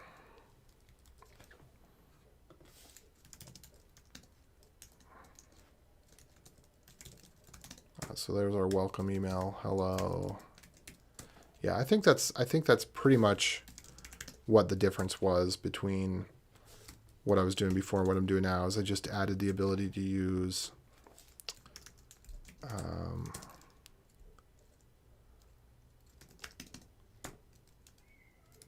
oops. Where'd my welcome go? Just added the ability to use layouts. And this would have been welcome, I think. No. Was it transactional email? Yeah, transactional email. That's what we had? Yeah. Okay, cool. So I should just be able to run this. Cannot find ETA. Okay, npm CI. Sorry, that's down low. By the way, don't ever use npm install. Always use npm CI, unless you just want some random version rather than the version in your package.json, because as it turns out, npm install just installs random versions, and npm CI installs the versions that are actually specified in your package lock.json.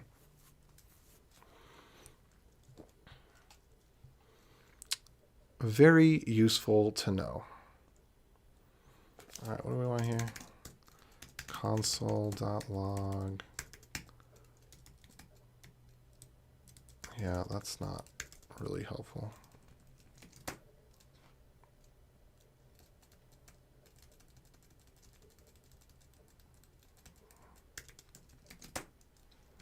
Let's see, we have any consoles in here? Just those couple? All right, that's good. So I want to add the partials. I'm going to add index, layouts, vars, welcome. And then just do a quick look at everything here. Oh, this is interesting. Do we have a pretty RC? Single quote false, single quote true. Let's just do true maybe.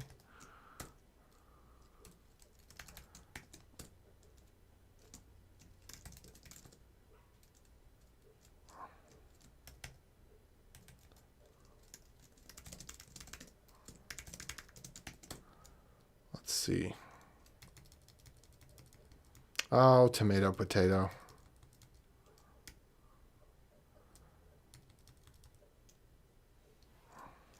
Oh, no, that's right. This is right. This is all good. This is good. That's all good. That's all good. Okay, everything's looking good here.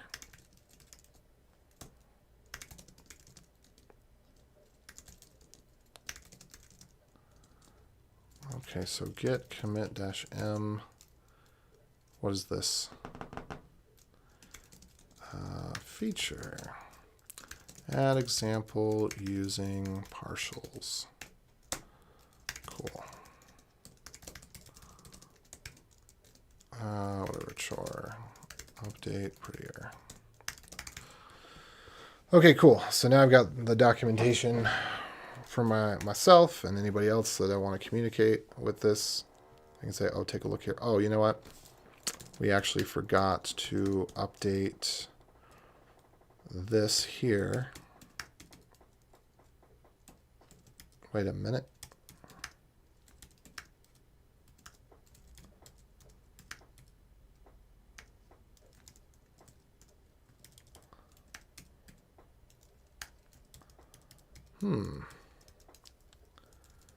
And then we need, oh no. There we go. I just need this character right here. So layouts. I guess really we should swappy do these though. LMNOP. No, it should be partials. And what was this one? Footer?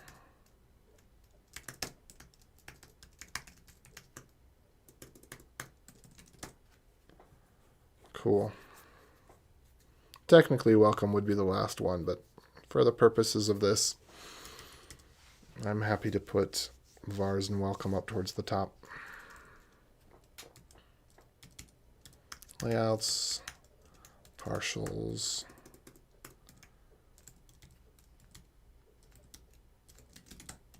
Node index. Cool. All right. Oops. Get add readme. And, oh no, what happened there? Git commit docs. Update with partials. Okay, cool. So now the documentation on that is done. And I gotta go figure out stuff.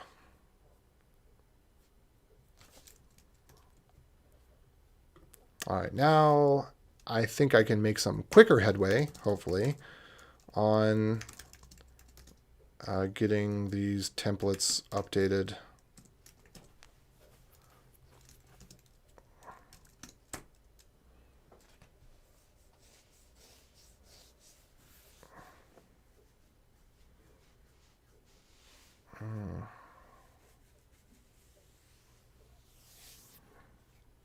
Okay, so we got... I don't think we need email change code anymore. Maybe we do. Wait, what is it? Why am I having trouble with this? There we go. Okay.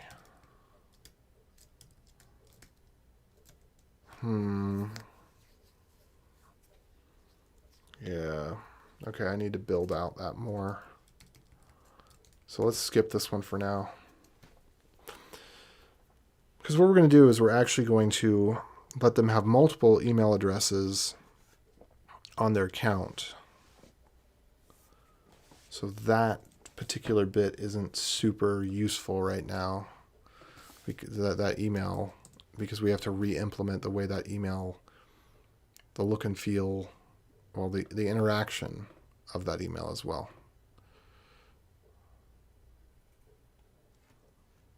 Huh, interesting. Oh, yeah, I see. Just checking out some emails real quick. Okay. And then I also need to check to see if I've got any important messages. Oh, and I do. I might have missed out on some stuff. Let's see there. Okay, I don't have that yet. Okay, there is something that I need to check on real quick from some coworker messages, so I'll take a second to do that.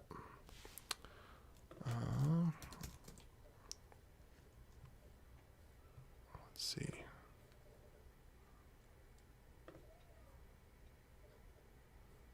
Alrighty. So we had somebody's email. Somebody got booted from their email.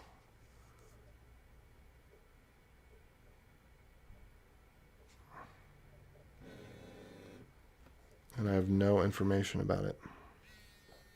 Okay. And I got another email coming in, and I got to eat soon. So I think what I'm going to do is peace out for a bit. Give me just 1 second.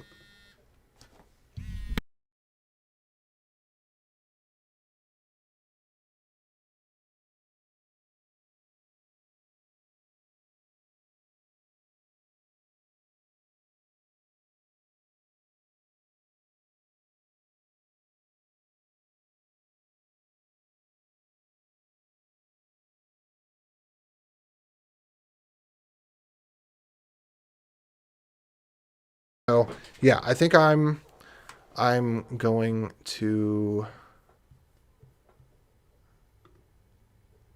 first see Google detected suspicious activity and suspended the account.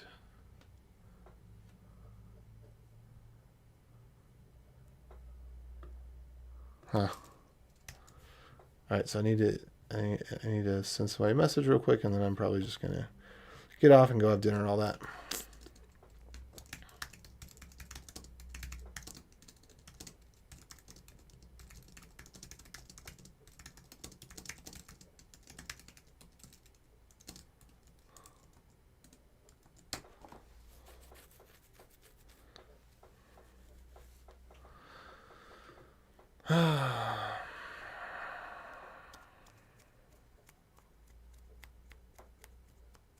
Okay, sorry. Yeah, so thumbs up if you got them. If you like what you like, you get more of what you like. Otherwise, thumbs down, because every thumb helps. And if you want to subscribe, click the bell for personalized recommendations. And I will catch you later. Perhaps tonight I might still continue on this mail stuff.